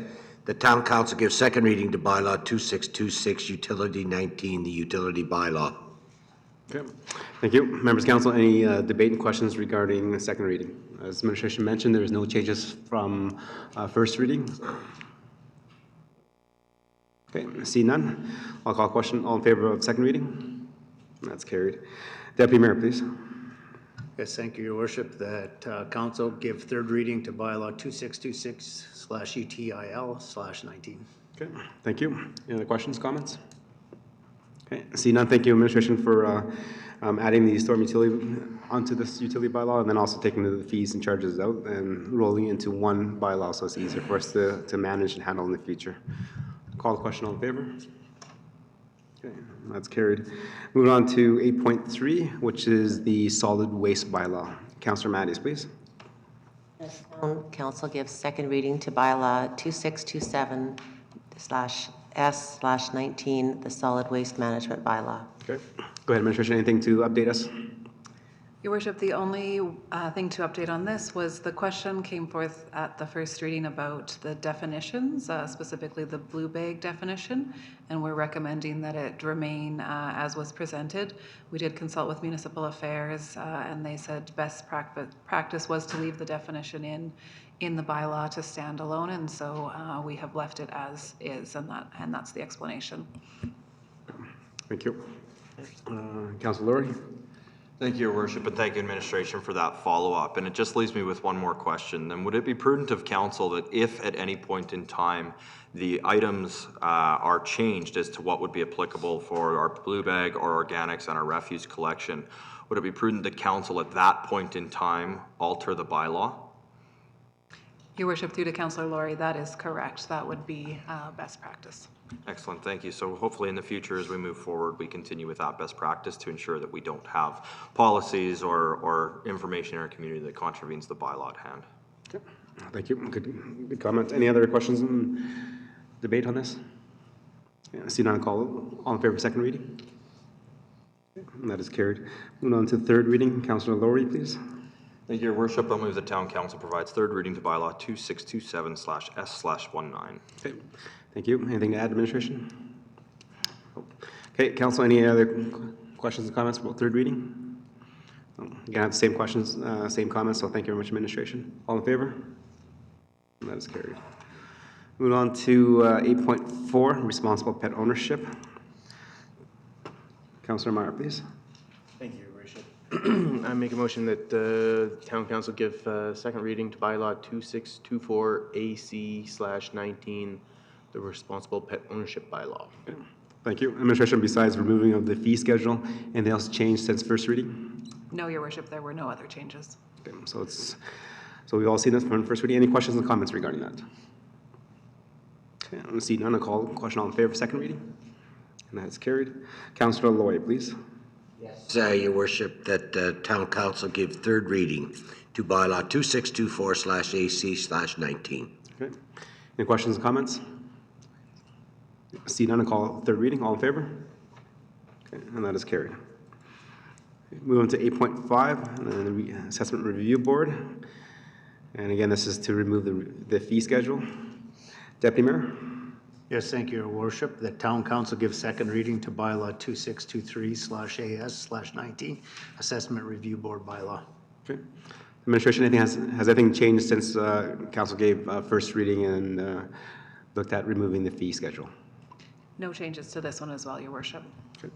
Thank you. Members of council, any questions or comments? Seeing no hands up, so I'll call the question. All in favor? And that's carried. Councillor Matthews, please. The town council give third reading to bylaw 2623/AS/19. Okay. Thank you. Any more questions, comments? Don't see any. Call the question. All in favor? And that is carried. Okay, moving on to 8.6, the repeal of bylaws. Councillor Laurie? Thank you, Your Worship. I'll move the town council give second reading to bylaw 2622/G/19 for the purpose of repealing bylaw 2284/G/07 and 2443/tax/11. Okay, so those have been removed and added to the fees and charges bylaw. Administration, anything to add or to highlight to council? No changes as well here, Your Worship. Okay, thank you. Administration, thank you. Council, any questions, comments regarding that? Okay, see none, I'll call a question. All in favor of second reading? And that is carried. We're going on to Councillor Meyer, please. Thank you, Your Worship. That council give third reading to bylaw 2622/G/19. Okay, thank you. Any questions, last questions, comments? Call a question, all in favor? And that is carried. Move on to 8.7, and this is the business bylaw. And Councillor Loy, please.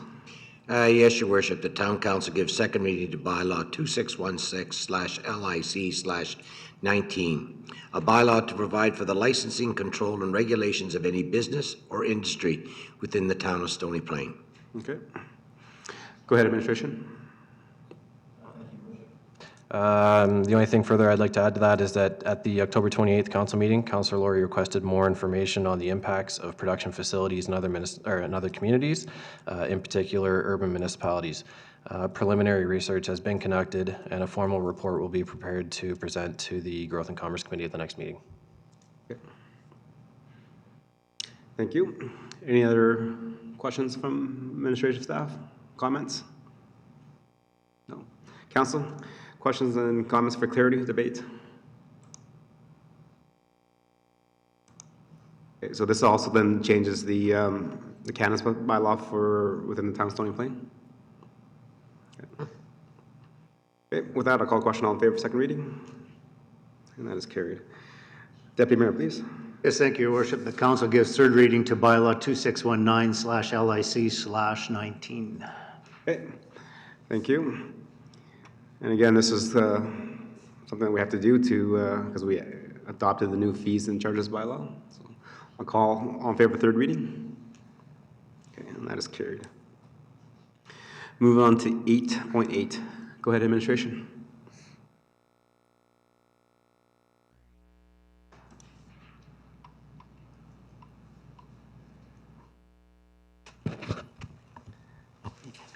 Your Worship, in front of you today, we have a first reading of a municipal reserve disposition and land swap bylaw. In the Stony Plain land use planning framework, this is under the subdivision and zoning section.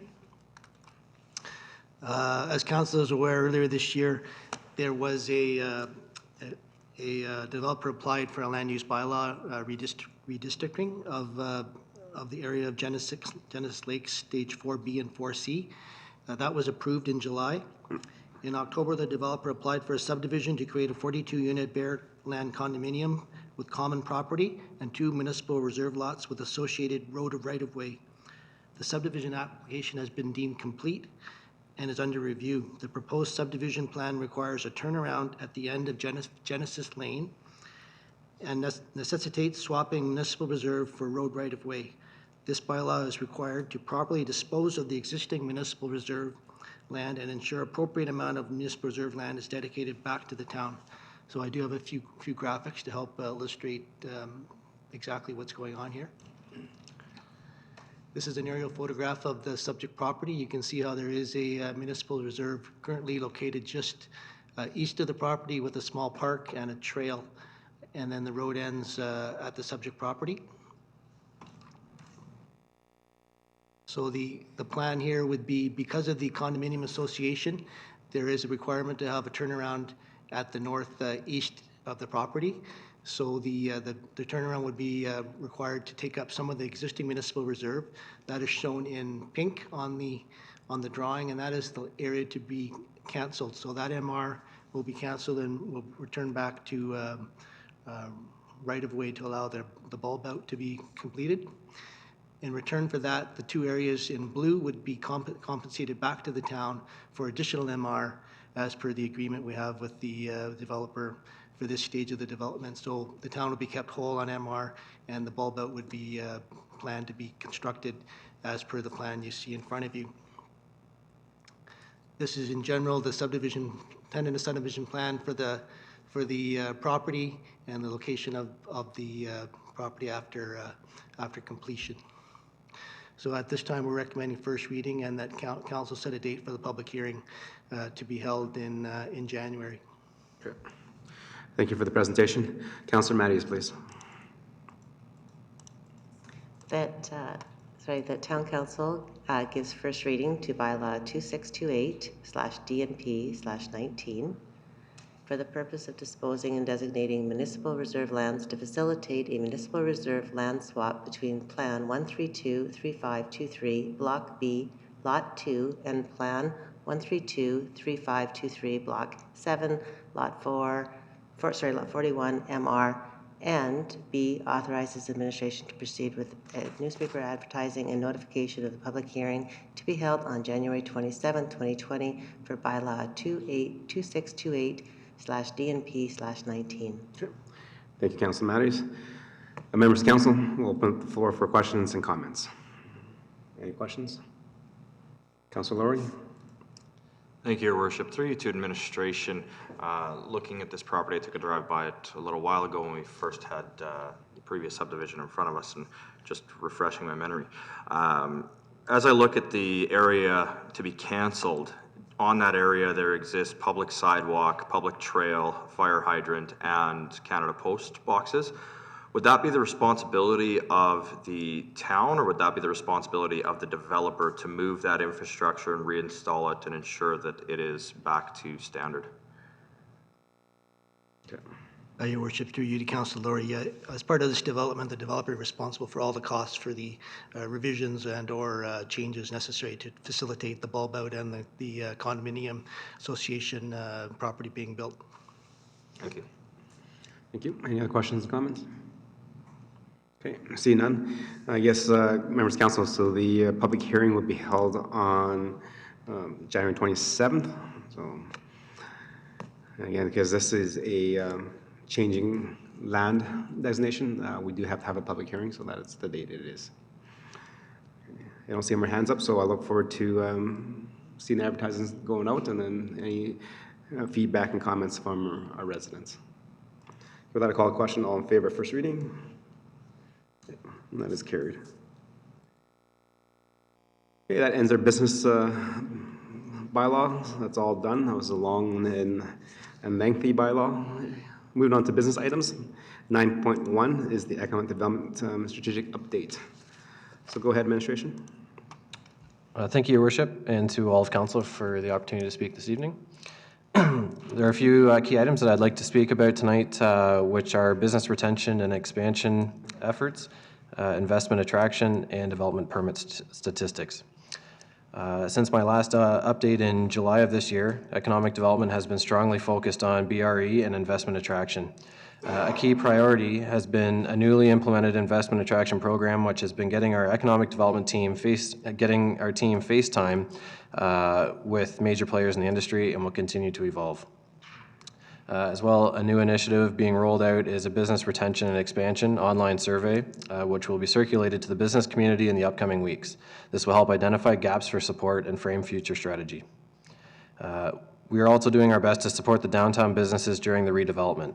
We have been working closely with the business owners to collaborate on marketing initiatives to stimulate customer traffic during the inconvenience of construction in an effort to retain these businesses and keep them as a part of our unique and vibrant downtown.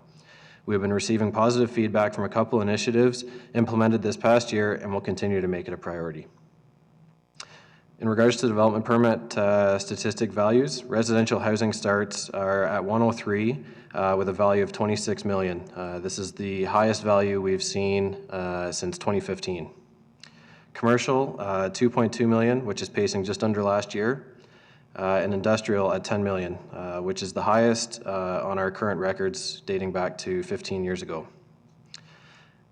Business license numbers are at 910, which is on par with last year at this time. Lastly, I'd like to acknowledge the efforts of the Growth and Commerce Committee. They have been instrumental this year as we pursue economic greatness in the town of Stony Plain. Specific mention for their efforts during the Economic Development Strategic Plan update and currently as we're pursuing different housing strategies. And I'd be happy to take questions at this time. Okay. Thank you for the presentation. And Councillor Laurie first. Thank you, Your Worship. I'll move that council accepts the Economic Development Strategic Plan update for information. Okay, members of council, any questions and comments? Councillor Laurie? No. Councillor Matties, then Deputy Mayor, go ahead. Just so used to putting my hand up or what? Just so used to Okay.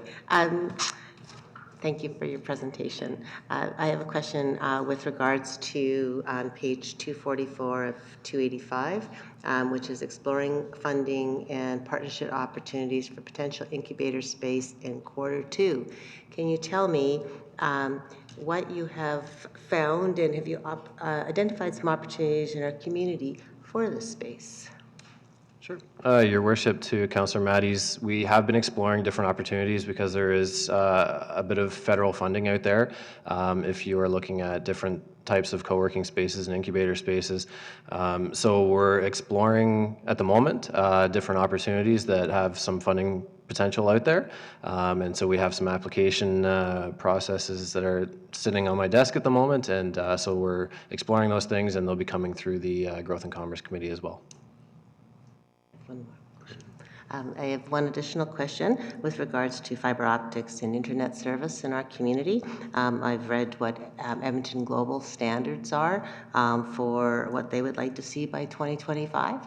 Can you tell me what you would expect to see in our community by 2025 with regards to download speeds, upload speeds, as well as unlimited data? Sure. Your Worship, to Councillor Matties, speeds is something I would maybe want to reference with my IT department just to make sure that it's of a standard that would be acceptable for, of course, not no threshold that would be a hindrance to any of our businesses coming to the area. But of course, we are working very, very closely with a provider at the moment to have full implementation. I know that I can feel Councillor Plechko looking at me actually off to the side there. But no, it's the intention is for Q4 of 2020. We're working very closely with them. We are getting fiber installed during current projects. They are aware of about a 5-year plan where full implementation would be prior to that, but we are working with them to let them know where future development is happening to ensure that certain priority areas are covered when construction projects come up over the next year. So we are working closely with them as well to try and implement some pilot projects and things of that nature. So we are making strides, but I'll have to confirm speeds and things like that to ensure that there would be no hindrance to any growth of any businesses out here. Yeah, it would be great to see by 2025 that we had first every household in our community, every business in our community having access to the internet, and also at a speed level which is efficient and effective for us to do whatever business we're required to do. Yep, agreed. Deputy Mayor? Yes, thank you, Your Worship. And not to swallow your head, Amy, Sean, but this is a compliment that I've had by several business people within our community and been asked to bring it forward. They want to say that you're a breath of fresh air and they appreciate all that you do within our community. You seem to be out in the community doing a great job to promote business and to move our community forward with the input from the local businesses, as well as the need to bring new business to our areas. So having sat on the Growth and Commerce with you, I think we're doing a fantastic job with moving business forward within our community, helping to diversify the tax base that is in our community, which I think is very, very important. So again, I just want to thank you from the local business people on the work that you've done within our community and the work that your department has done as well. They're both duly noted. Thank you. Your Worship, to Deputy Mayor Plechko, please feel free to bring those comments forward at any point. They're more than welcomed. Prior to. Yes. And I see Councillor Laurie added prior to any performance review. And in public would be actually appreciated. Councillor Laurie. Thank you, Your Worship. And actually, just to follow up to Councillor Maddie's first question in regards to the opportunities for creation of incubator space and for entrepreneurs, et cetera. I'm just wondering if economic development has been having any conversations with the library in respect to this initiative. As I understand, this is something that the library has looked at as potential as well. Your Worship, to Councillor Laurie, I mean, that's a very good point. I've had preliminary discussions on it. We've been more focused on getting information to businesses and seeing if there's an avenue to play off of our business license process to inform them of what the library can offer. And then there was a little bit further discussion on the potential of that as well. So nothing concrete, but I appreciate the comment, and it will be something I follow up on. Excellent. Thank you very much. I know the library is looking at a capital campaign for the new library, and I'm sure any opportunity for them to potentially access additional grant funding would be a great opportunity. And if you can see some alignment on that and look for some possibilities and potentials, I think that'd be a great way for us to work together with them. Thank you. Any questions, comments? Okay. See none, thank you very much for the presentation, administration. I definitely appreciate it, and just love hearing the numbers that you mentioned. The residential is up to 26 million, highest since 2015, and our commercial is on par with last year. Our institutional is up 10 million, the highest it's been in 15 years. So the stuff that we are doing in terms of growth and commerce for our community is working. And I think it is a plan and an initiative that we have developed over the last few years to continue to grow that. That is the sector that we need to continue to focus on, is the commercial and institutional and industrial areas of our community. Once we do that, the households will come and follow. And that is showing right now that we've had a record number of housing developments since 2015. So thank you. So with that, I'll call the question in favor for information. That is carried. Do on 9.2. Councillor Meyer, please. Yes, Your Worship. 9.2, I make a motion that Town Council confirm the property tax billing for rolls 53312, 53313, 53314, 53315, 53324, 53325, and 53326 as billed in the amount of $76,182.35, including penalties and interest at November 30th, 2019. Okay, thank you. Go ahead, administration, for the presentation. Thank you, Your Worship. Administration did receive a request on the 7 tax rolls listed, which are located in Somerville Gate, to reduce the taxes owing. As you heard the number, the taxes and penalties owing from the years 2016 to 2019 is about $76,000. The MGA does grant council the authority to do this, as you see in your lead sheet under section 347(1). It gives council the opportunity to look at these. The request that we received also did speak to reducing taxes to a land-only value.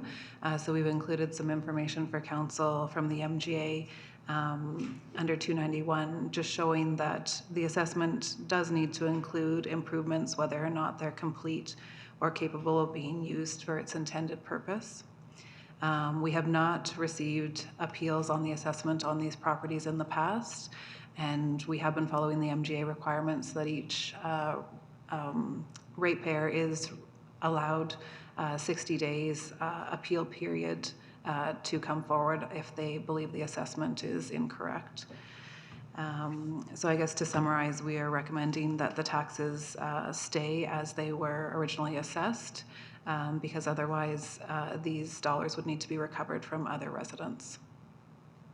We're essentially recommending that council deny this request and hold the billings as is. Thank you very much. Members of council, questions, comments, and we'll start with there. Councillor Matties. Thank you, Your Worship. I have a question with regards to the it's been noted that they've been open to appeal since the inception.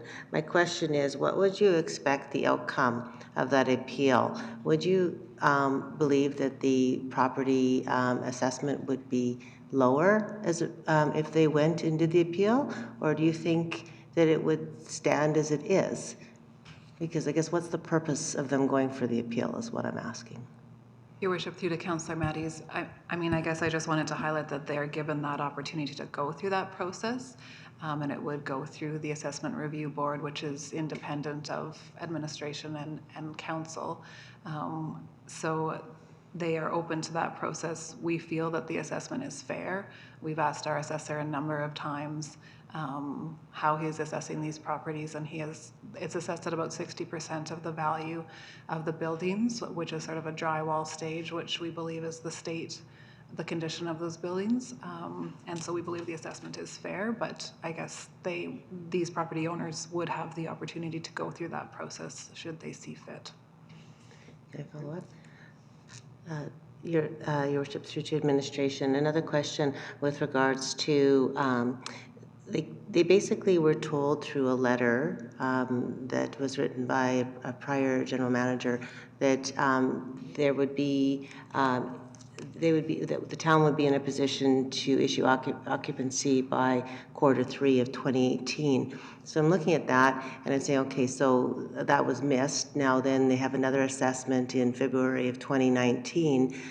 What correspondence did the town provide to these individuals to let them know that there would be significant delays in the process? And, just so that, were they wondering that, gee, it was just right around the corner? And, based on the letter that we received. Your worship, to all of council, the question regarding, what correspondence was had between the town and these particular property owners going back over the last, say, 2 to 3 years. I can't speak specifically to what went out and at what point, but, the town has had reasonable conversation and discussion both in person and through written emails, letters, so on and so forth, about the challenges on the site. I would say, quite a bit of that in the past 2 to 3 years. Again, not included as part of the package, but can confidently say that we were back and forth many different times about different challenges, and frankly, to go back on the email that was sent, that is included in the package, to indicate that in all likelihood is not going to happen as laid out in that particular email. So my last question, so this is kind of my big question. Based on the fact that the situation is so unique, I don't think we've ever had a situation quite like this before, where there's just been ongoing delays, and that people that have invested in this development have not been able to generate revenues from it or to sell their properties, etc. So is it fair to charge the tax level based on the house and the land? I mean, just trying to get an assessment from what based on the situation, it's different than maybe some of the other situations that we experience in the community. Your worship, when it comes to tax levies, tax collection, so on and so forth, to be, I guess, clear and straightforward, we follow the exact same process, whether it's a completed works, a not completed works, a building of $10 million assessment or a shed. We want to make sure we're following the MGA, following our own policies, and by and large, when it comes strictly to the tax policy or the tax collection, we do that to, I would say 99.9% of the time it's carried out without, frankly, comment or influence from council or comment or influence from the CAO. It's left to our staff to, follow the rules, enforce the rules, and so on and so forth. And that's the reason for the recommendation, I believe, to not grant any leniency in this particular instance. Okay. Thank you. Councillor Laurie. Thank you, Your Worship. Just a couple of questions for administration here in respect to this. I guess the first is in respect, this all evolves around occupancy and the inability to obtain an occupancy permit and so on and so forth. I'm just wondering, from the subdivision perspective, has the subdivision been signed off to the point in which we would even allow occupancy of a dwelling within it?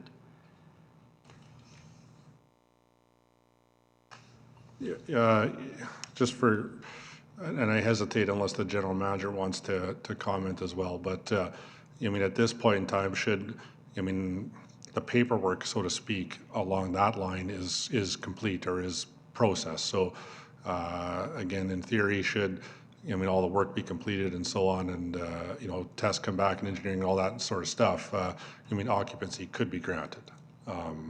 It's not a subdivision holdup, so to speak, as I understand it. Just looking for any. Yes, Your Worship, through you to Councillor Laurie. So the subdivision has been approved, so it is in effect. It's a question of the buildings permits have not been issued for rectification of the deficiencies, et cetera, and so we have continued to have ongoing dialogue regarding those matters.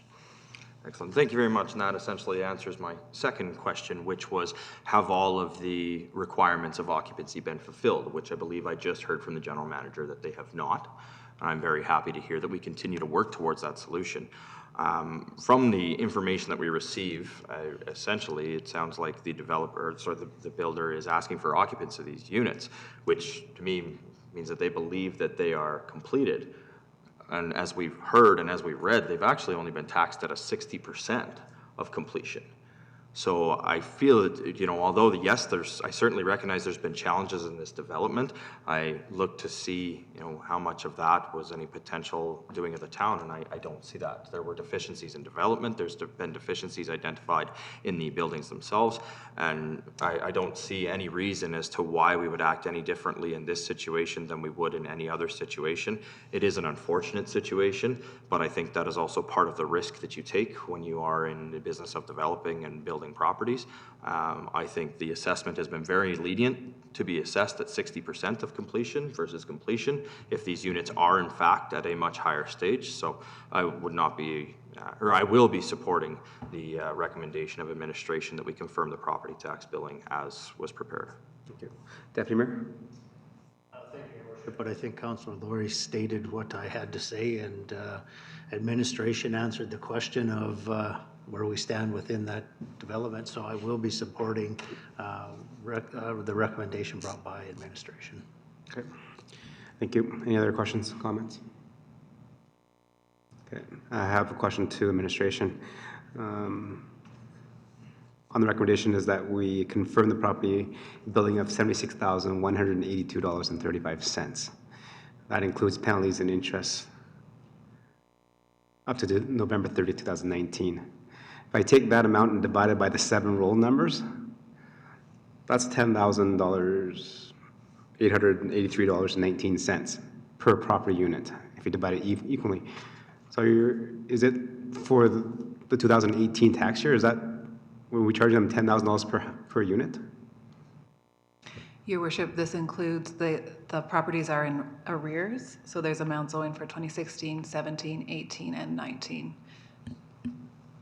Okay, so the properties are in arrears for 2016, 17, 18, and currently 19 as well. And that is that's the total, is the $76,000 over those 4 years of arrears plus interest.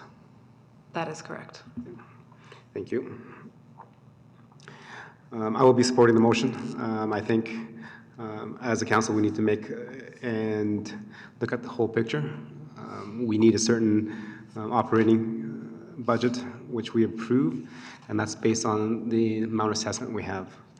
The fact that these properties have not been granted occupancy and there has been some issues with the subdivision, it is good to hear that the town has only assessed them at 60% value and not 100% value, which right there shows that there has been some consideration of the process and the fact that it is taking longer than anticipated to get the subdivision going.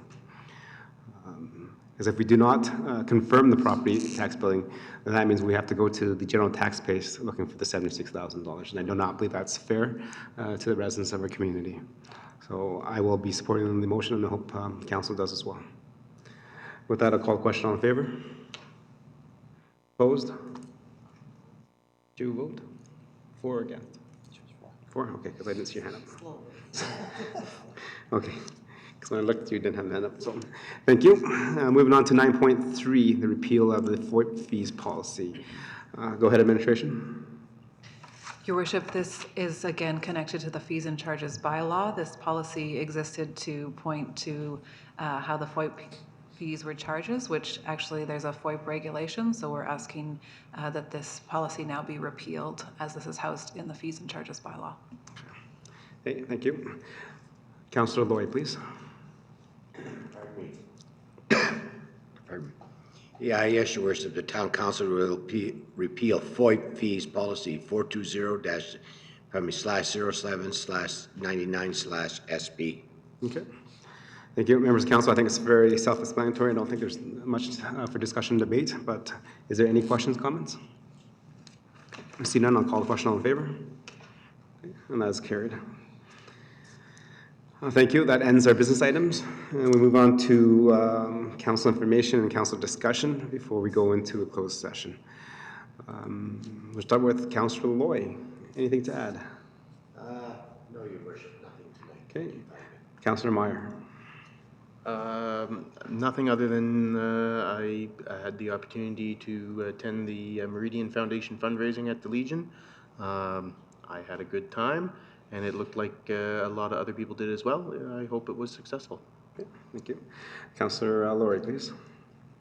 Thank you, Your Worship. Not too much tonight. I just wanted to recognize the MAD Red Ribbon launch that many of us attended last Tuesday night. An absolutely fantastic program that runs in our community, which receives an immense amount of community support from many different members, both of the business community and our residents. So always a good reminder not to drink and drive or use cannabis and drive now that is legal as well.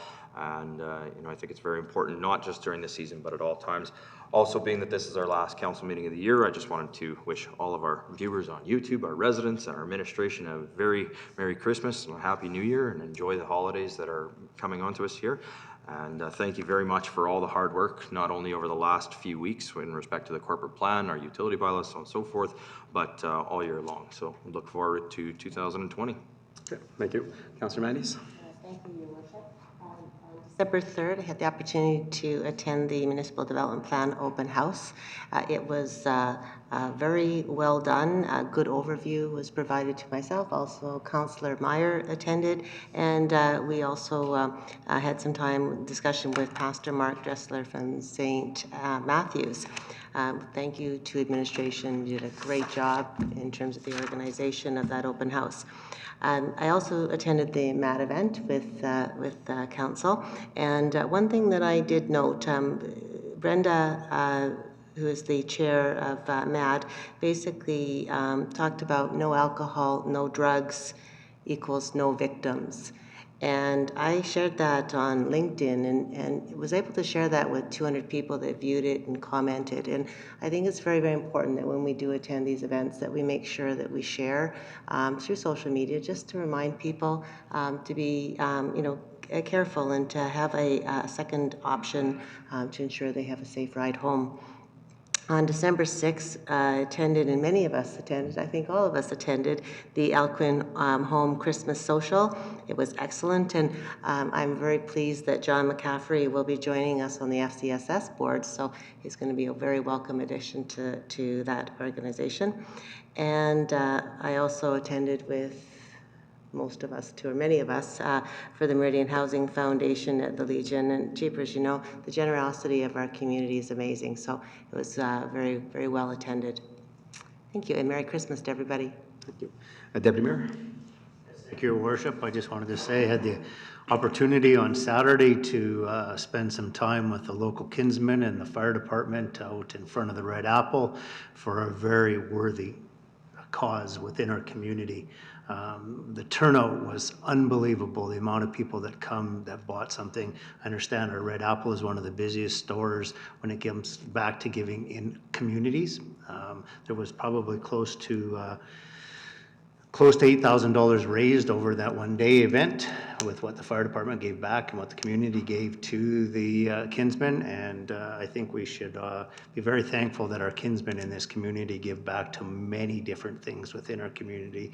They support a lot of the things here in our community and our town, as well as the the hampers and that are going out. So I just want to say a special kudos to them.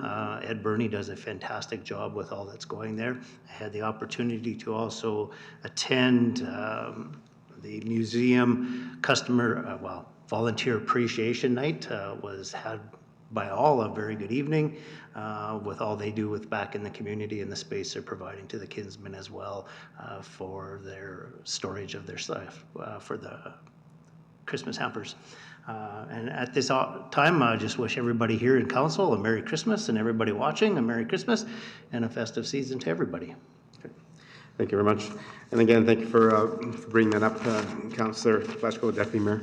I did see you at the Red Apple, again, freezing because it was fairly cold that afternoon, but you guys were out there with the RCMP, again, partnering with the Red Apple to raise awareness and some hamper supplies for the kids, so thank you very much for that.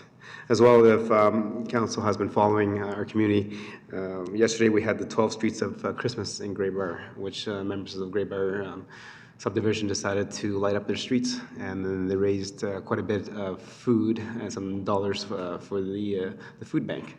So again, another worthy organization in our community that helps support residents to make sure that we remain whole. With that, this is our last meeting till the new year, so I wish. Can I add, if we may speak to item 9.1?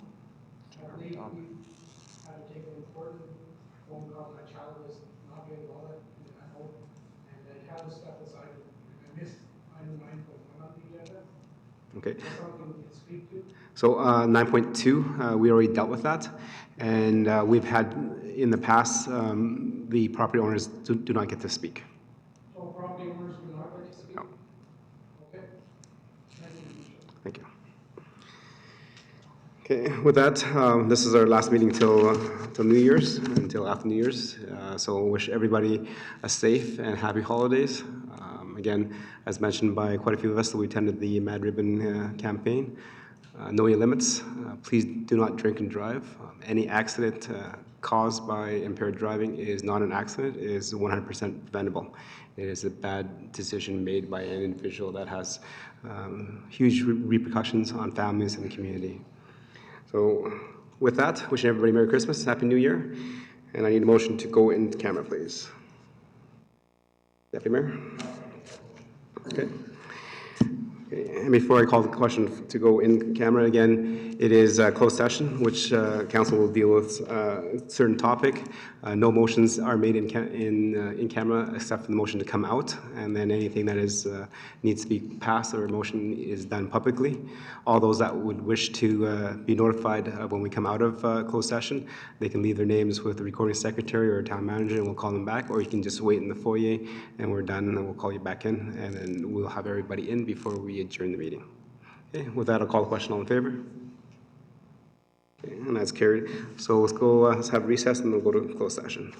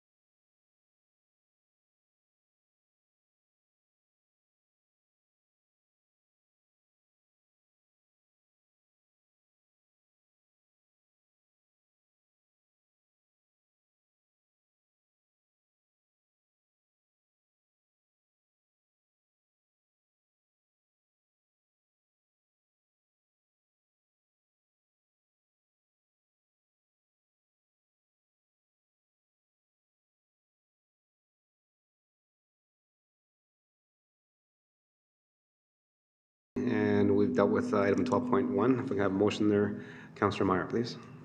Thank you, Your Worship. I make a motion that the town council, that the town manager be instructed to follow the terms of the order and all subsequent court conditions for the demolition of the Somerville Springs development. Okay. Thank you very much for the presentation, Administration. I'll call the question. All in favor? Okay. And that is carried. So again, thank you very much. This is our last meeting. Well done for another year. 2019 has been interesting, and I look forward to the many, many new journeys will go on in 2020. So with that, we are adjourned.